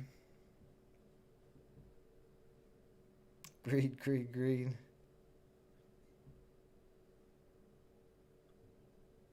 Yeah, see, there was that big seller again on the level 2 on the ask.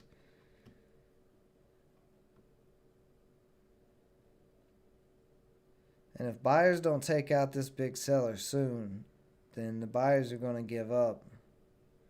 And this is going to come back down.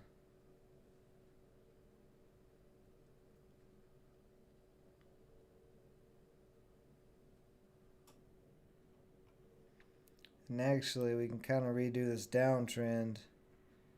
And you can see there where it's kind of making this new downtrend.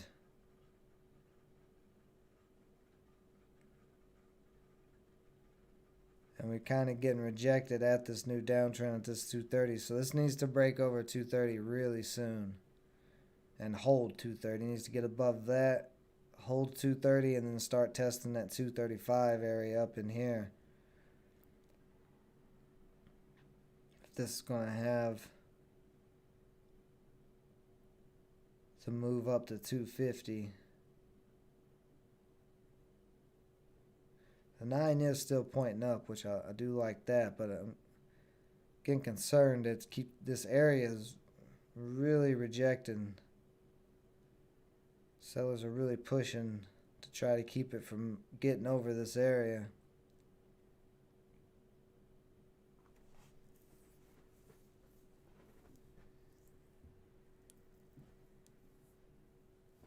See, this is a little concerning right here. It's curling over.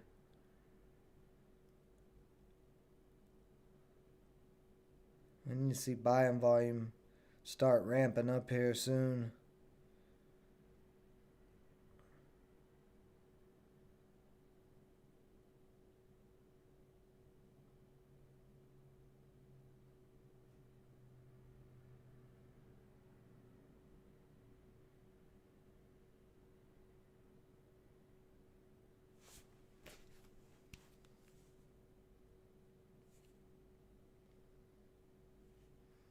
Yeah, see, we got rejected there and it's pushing it down.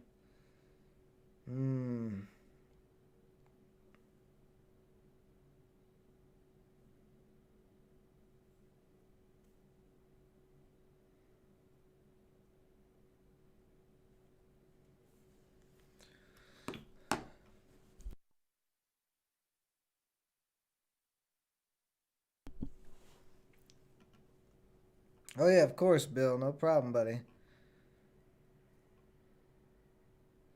That's what I'm here for. I'm just here to try to help people out.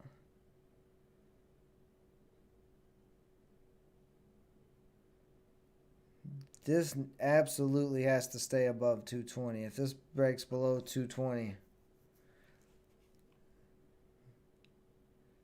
then I am probably going to get out.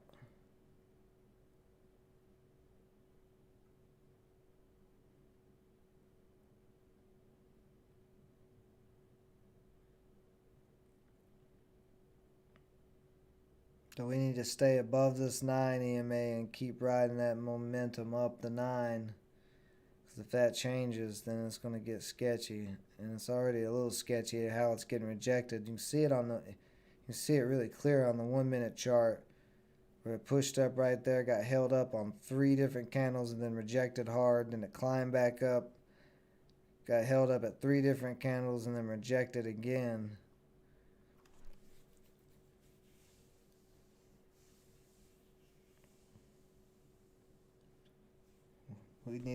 This needs to break through really soon. It needs to get over at 230 really soon.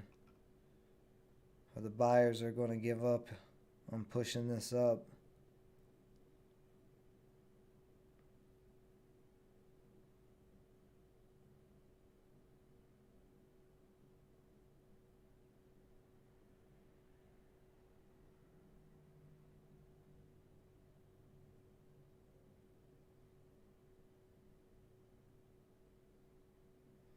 Let's see. This candle's fixing to close. Needs to close over 220. Really be better if it closed over 225. 40 seconds.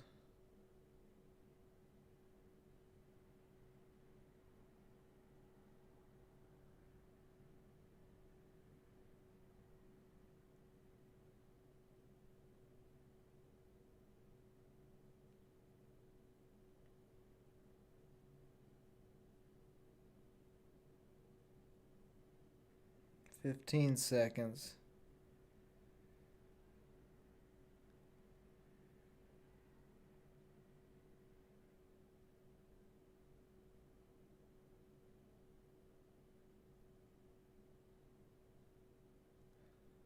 So we didn't quite close over 20. We didn't close over 225. We closed over 220, but we closed right at 225.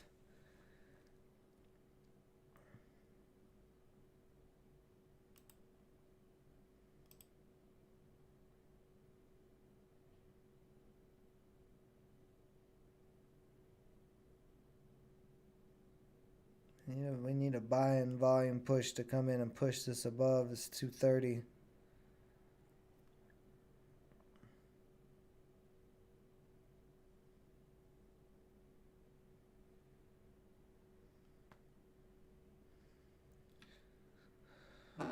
Oops, my phone's going crazy. Price action is a little, it is a little tricky to learn. It comes more with experience. It's just watching the price movements on the chart and getting a good understanding of where the buyers and sellers are positioning themselves at and how they're trying to move this up. So like the sellers have been sitting at 230 and you can see they're finally slowly starting to get taken out, but they've been holding it down all the way through here, which is why I was saying it was sketchy. But the overall price action, this has been, moving up all day. So at this point, it's kind of a tug of war in the price action between the sellers and the buyers. The buyers are trying to push it over this 230 to 235 area. The sellers are trying to hold it down. So you want to see, like right here, we're starting to see some volume increase a little bit on the 1 minute. We want to see more of that buying volume increase. More buyers to outweigh these sellers in this 230 to 235 area. Look at that huge seller sitting at 230. So that's what I'm saying. We need a lot of buy-in coming in. If the buy-in doesn't come in here and start taking him out. Okay, he's slowly starting to get taken out.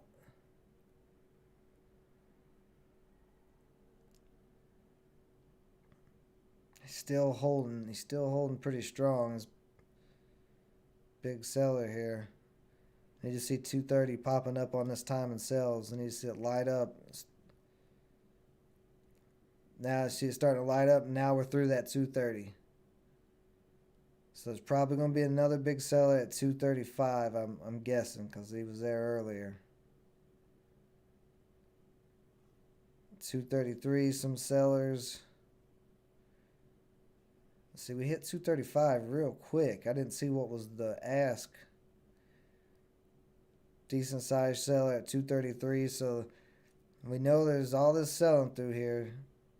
And we need the price action and the volume to push up.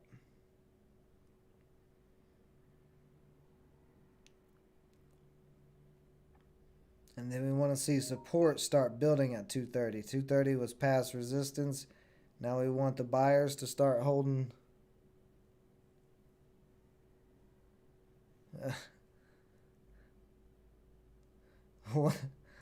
One live viewer, you're on one today too, apparently. So we want the buyers to make this new support area that's 230. We want to see them coming in. And you see there they did. They came in at 230 to hold it above 230. We want them to continually to push the support levels up and take out the resistance levels. $20 by end of 2020.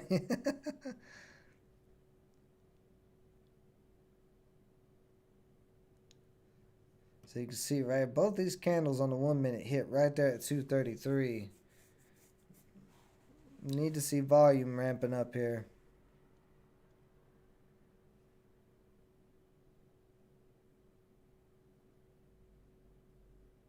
Yeah, see, we're still in this 230 area. Testing that 230 support.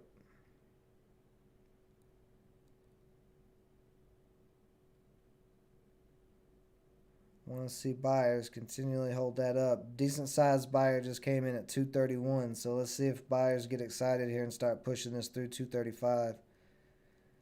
See, still getting, look at this.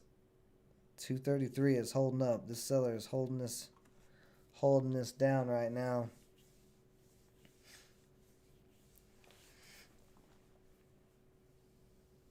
$230 cracking at the moment. Okay, and then buyers, see there, buyers coming right back in. Trying to hold up this 230.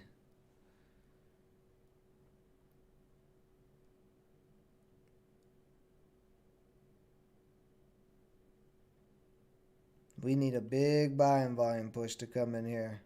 Get through this little wall here of sellers.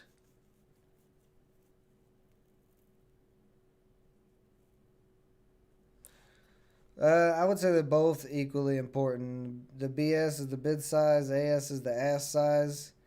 You know, this is your buyers, this is your sellers, so they're equally important. You're getting information from both of this. This is like a window into supply and demand. Like that's what this is. This is your supply and demand window. So your sellers are your supply, your buyers are your demand. You want to see that demand to outweigh the sellers over here for moving up.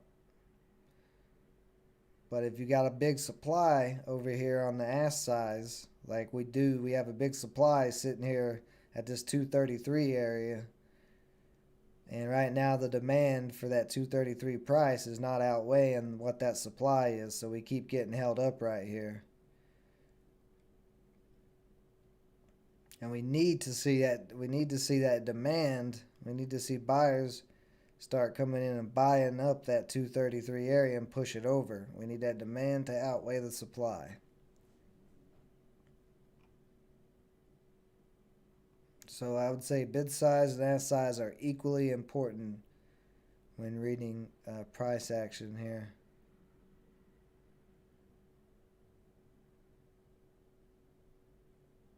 And see, we're cracking that 230 again, but you can see there's a lot of demand at 230. A lot of buyers trying to hold it up. And see, we're popped back at 230, but we've been holding up. So there's been demand at 230.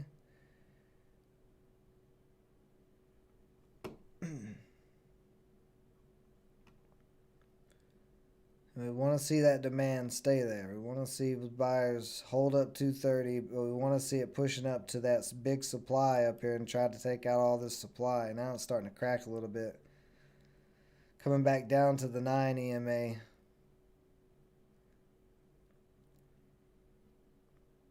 And see, we did not get enough demand up there to break through that 233 area.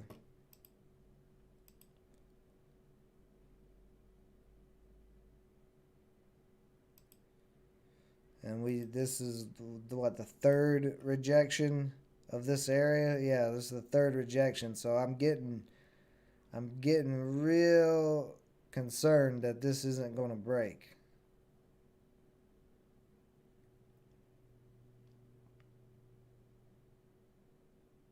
We did bounce off the 9. I'm willing to hold it as long as the 9 EMA holds up.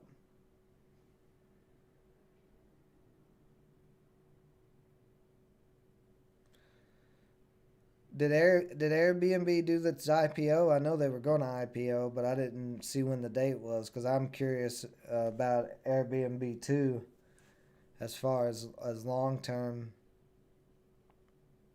Be an interesting stock to take a look into.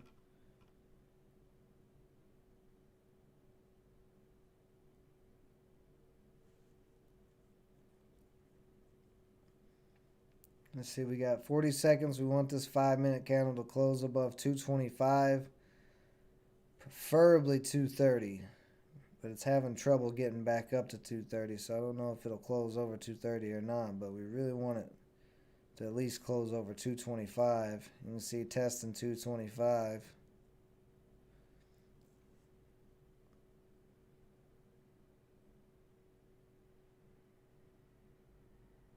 So I hope that explanation of supply and demand in the window of the level 2 here, the bid and the ask, the buyers and the sellers, I hope that gave you a little bit better understanding of what I'm talking about with price action. I'm getting real concerned about this stock here at the moment.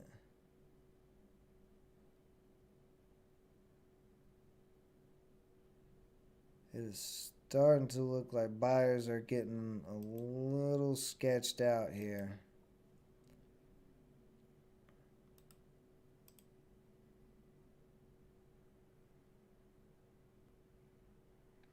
Yeah, no, I'm not gonna buy it at 50. If that's what they IPO'd at is $50, Airbnb is crazy as.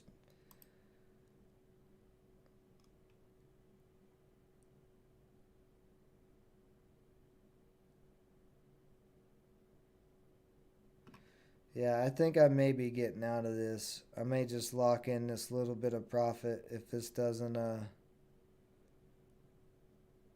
it may not actually. I may be taking a loss on it. Woo, big drop there. Let's see. See if it pushes back up, but I'm pretty sure I'm about to get out of this.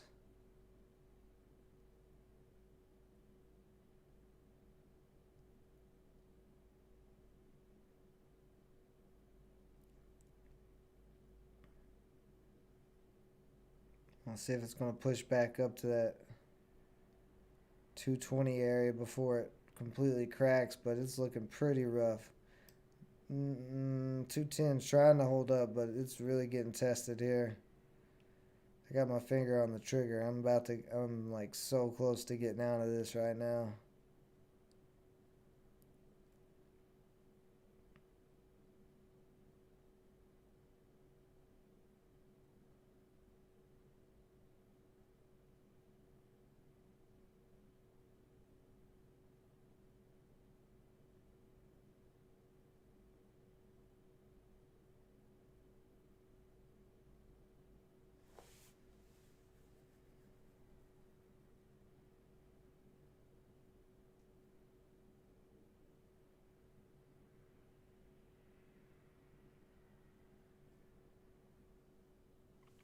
Yeah, 215 acting as resistance now.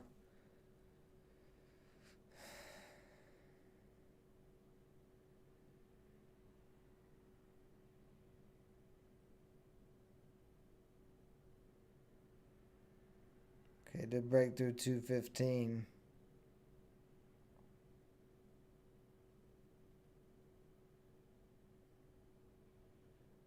Pushing back up to 220 a little bit, but I don't like the momentum we had. That upward momentum we had just got ruined.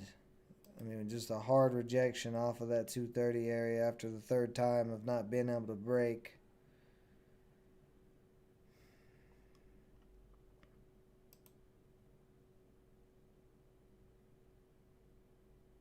I don't like the way it's looking. I'm going to decrease my share size. I'm selling 50 right here, selling half my position right here.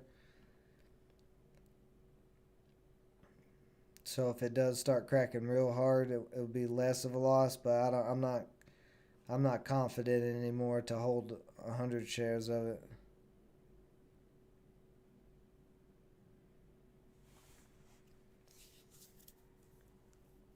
What's up, Doc Trader? PLTR went that crazy?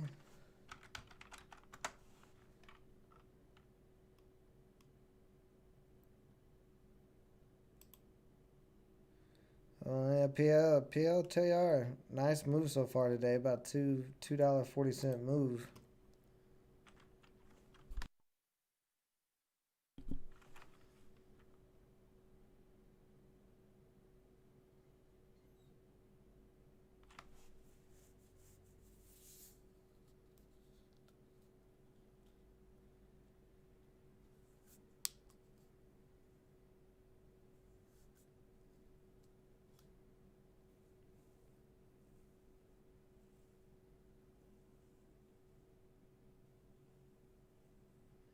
Decent sized buyer just came in at 216.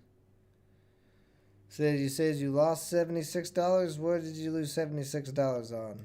We'll go over the trade and see if we can figure out why you lost that much.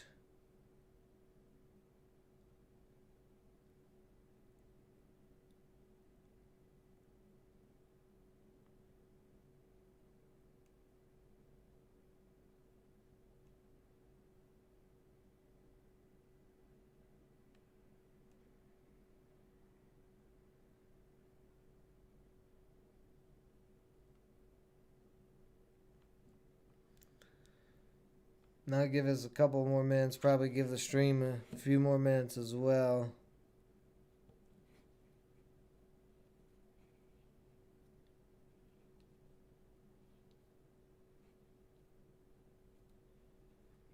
See if this is going to pop back up or not, but that rejection at 230 was pretty brutal. One life, you up 6K on PLTR. Nice.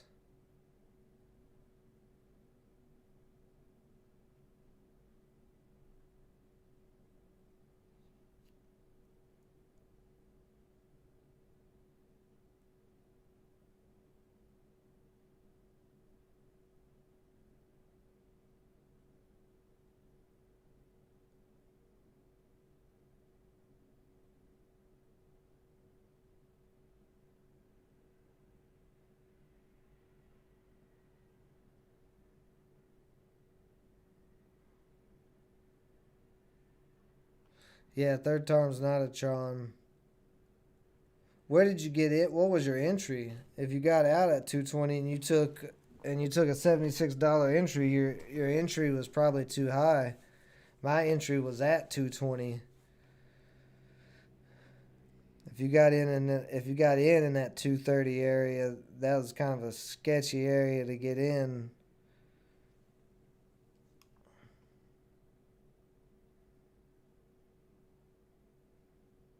But I mean, I don't know how much share size you had, but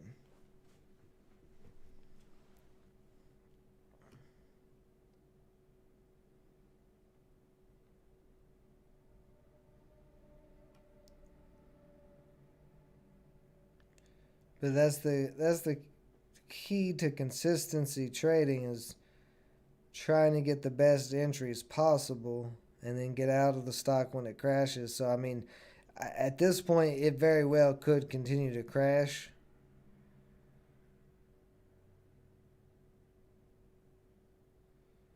But that's why I downsized my position because if it does crash, it does start to crash out, I don't want to take a big loss. I'm trying to minimize my risk.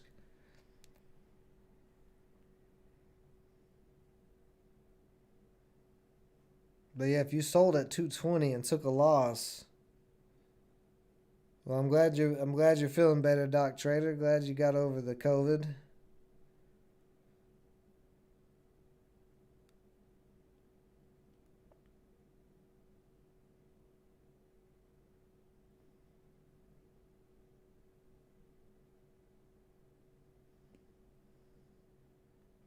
Yeah, One Life's gonna speak the truth to you here. Since you're new, don't trade a lot of money. You don't want to be trading. Oh, you decided late to get in. Yeah, hesitation can kill you. Yeah, this is starting to look a little bit ugly. So I'm about to go ahead and get the rest of the way out of this.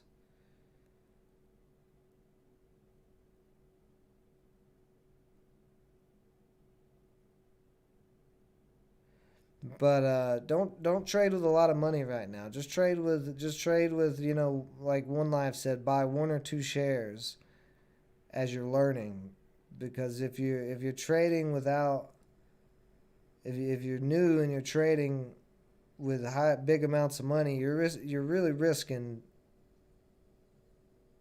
a lot of money that you don't really want to lose on learning how to trade.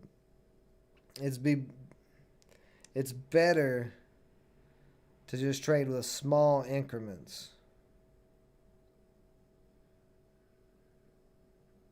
That way you're not risking very much money while you are learning to trade. So if you do one or two shares, yeah, you're not going to make money very quick, but you're also not going to lose money very quick.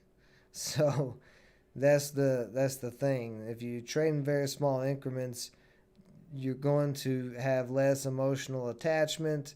That's something that you've got to learn, is getting control of your emotions while trading. Like you said, you got nervous.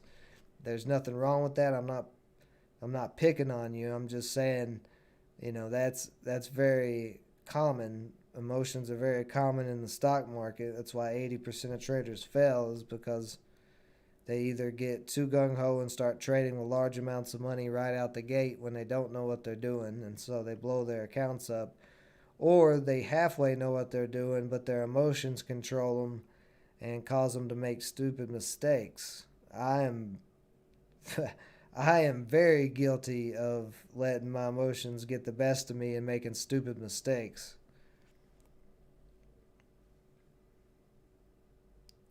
Well, if you're breaking even, that's not too bad. But yeah, I would just bring it down a few shares. Don't do anything too crazy until you get consistently where you're consistently winning trades. And once you're consistently winning trades on a small amount, then scale it up.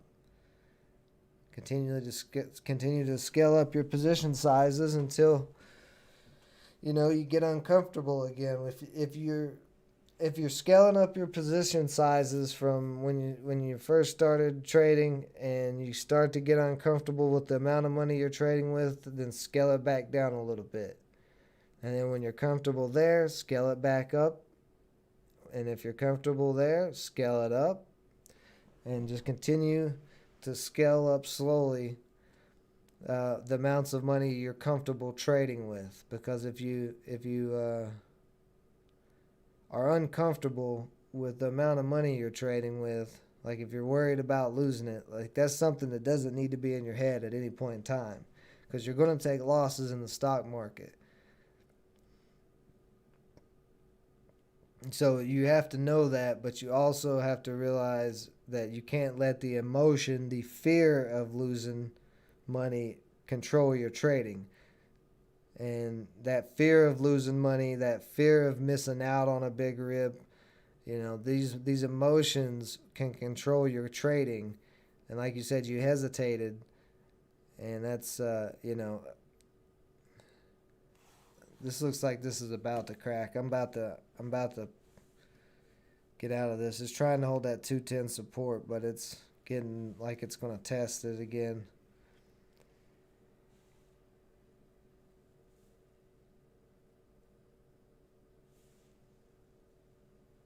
Chasing, yeah, chasing. That's another emotion. If you're chasing, that means you're getting greedy. You see a pop and you're like, "Oh, I want to get in this. I'm going to miss out." It's the fear of missing out when you're chasing. These emotions are serious. Emotions are the most, or let me say it better in a different way. Emotions are your biggest enemy as a day trader. They are your enemy because you're trading against big hedge funds and stuff like that are using computer algorithms and technology that doesn't have emotions involved. So the moment that you start letting your emotions control your trading, you're automatically disadvantaged versus most of the rest of the market, which is why retail traders lose so much, because you pretty much have to be a robot. But most of the time, I mean, every once in a while, your emotions might get the best of you, but if you can minimize losses and for the most part keep your emotions in check, then you don't have to be 100% perfect with your trading. You can be a profitable trader and only win 5 out of 10 trades. So you can be a profitable trader and only win 4 out of 10 trades.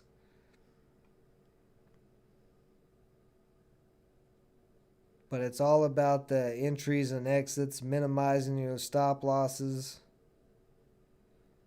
or minimizing your losses, having pretty strict stop losses.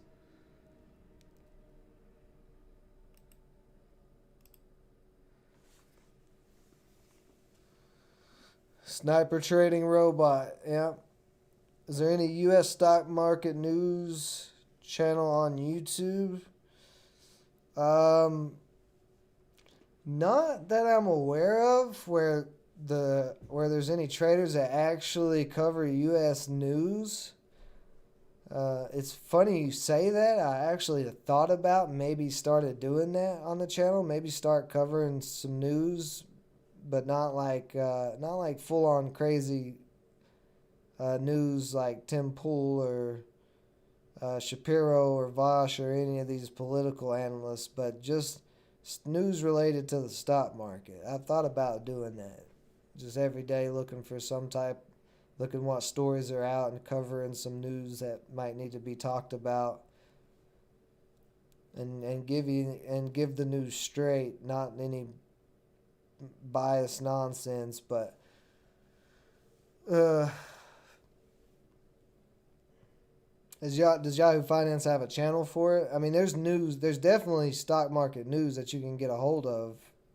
Like the CNBC Morning Squawk is a good email to get some news about the stock market. That's one I get. But as far as an actual channel, like I said, with like somebody actually covering news related to the stock market, I don't know if that exists or not. If it doesn't, then it's definitely something I might be interested in doing. Like I said, I've thought about it.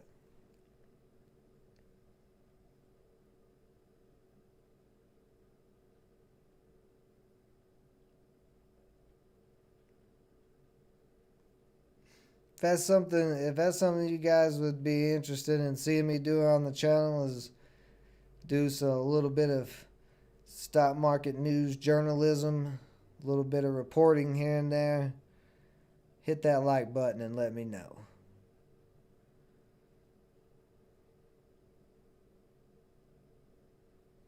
And I'll think about doing it, and I'll think about how to do it and the best way to do it.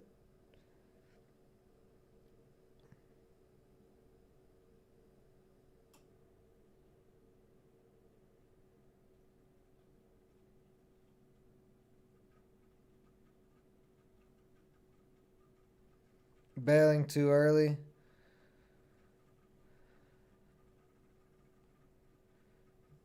Yeah, I mean, bailing too early is a hard thing that's a hard thing to deal with because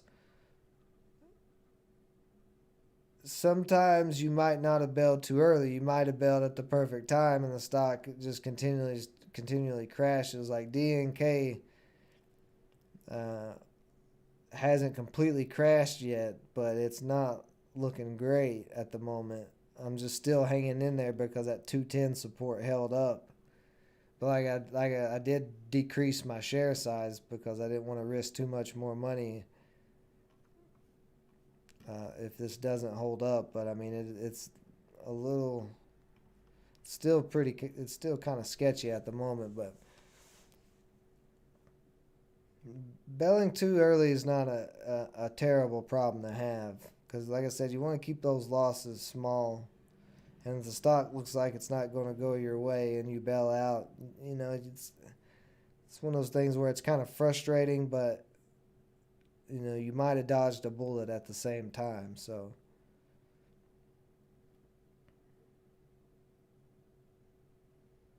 the best thing I would say to combat that is to get the best possible entry, because if you get a very, very good entry near some support, you're less likely to bail than if you get in at a resistance area and it comes back down to support. Kind of like right here where you got in at 230, you got in at that resistance area, and then it had a little sell off, pretty decent quick sell off, but it had to sell off. This was a big red candle. But if you had a better entry, if you got in, say, down here at this 220 where the tops of these candles was, kind of where I got in at, and 220 still wasn't the best entry.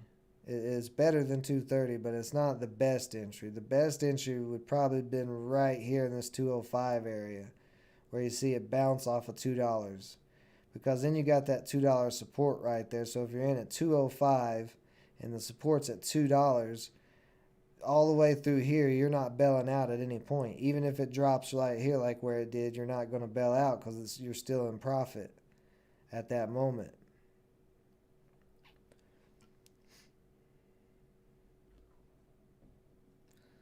Yeah, I mean, that can happen. That's happened to me plenty of times, trust me.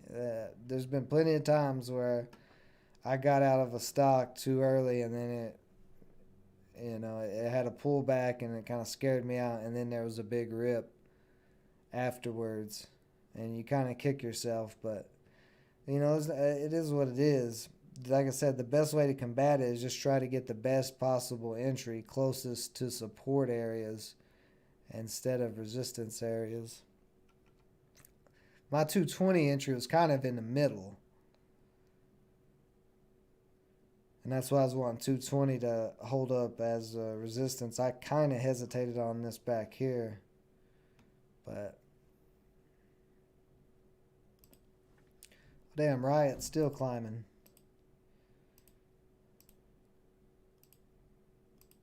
Take a look at everything else real quick. BCLI not doing anything either.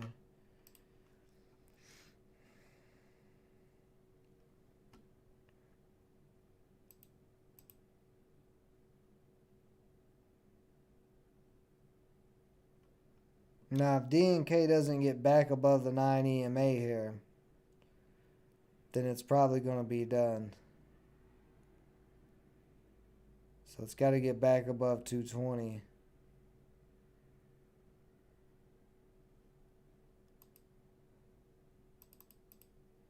Pretty soon, but you can see where it kind of got rejected right there on the 9, and it's kind of getting rejected again at the 9 right at this second. That 220 resistance that we were wanting to hold as support earlier is acting as resistance again. So see it right through there, all those candles that hitting that 220 to 225 area.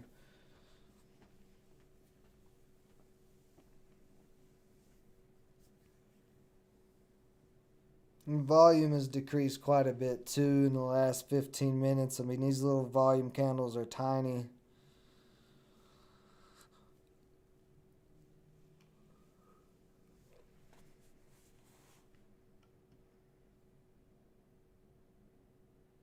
So I think I'm probably about to just take this little loss and call it a day. Start back out fresh tomorrow. I've held this stock way longer than I wanted to, which I knew it'd be a slower play, but when this momentum died right here, that's kind of the cue to be concerned about it.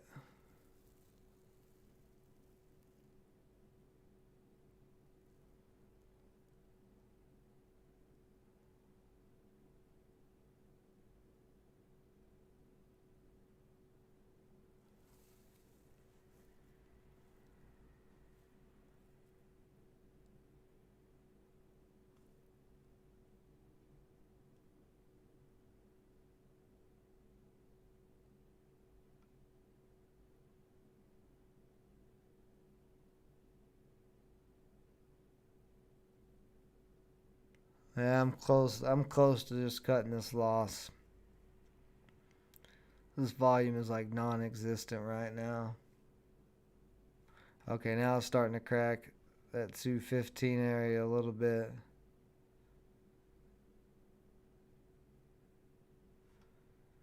Yeah, I don't think it's going to do anything else.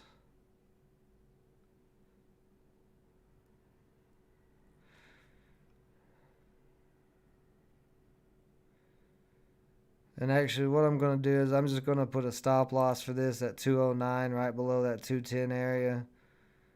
And I'm just going to see what this does the rest of the day.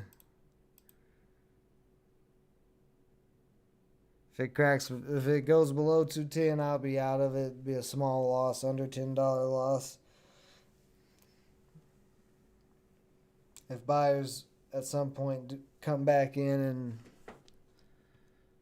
starts to push up, then we'll see what happens with it. But I'm not feeling too good about it anymore after that change in momentum right there.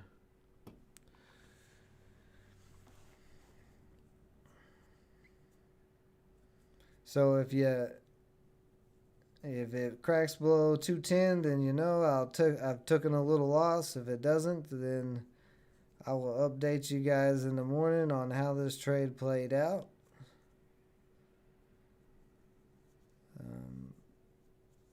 But yeah, I'm pretty much done for today. It's lunchtime. It's time to go grab some lunch.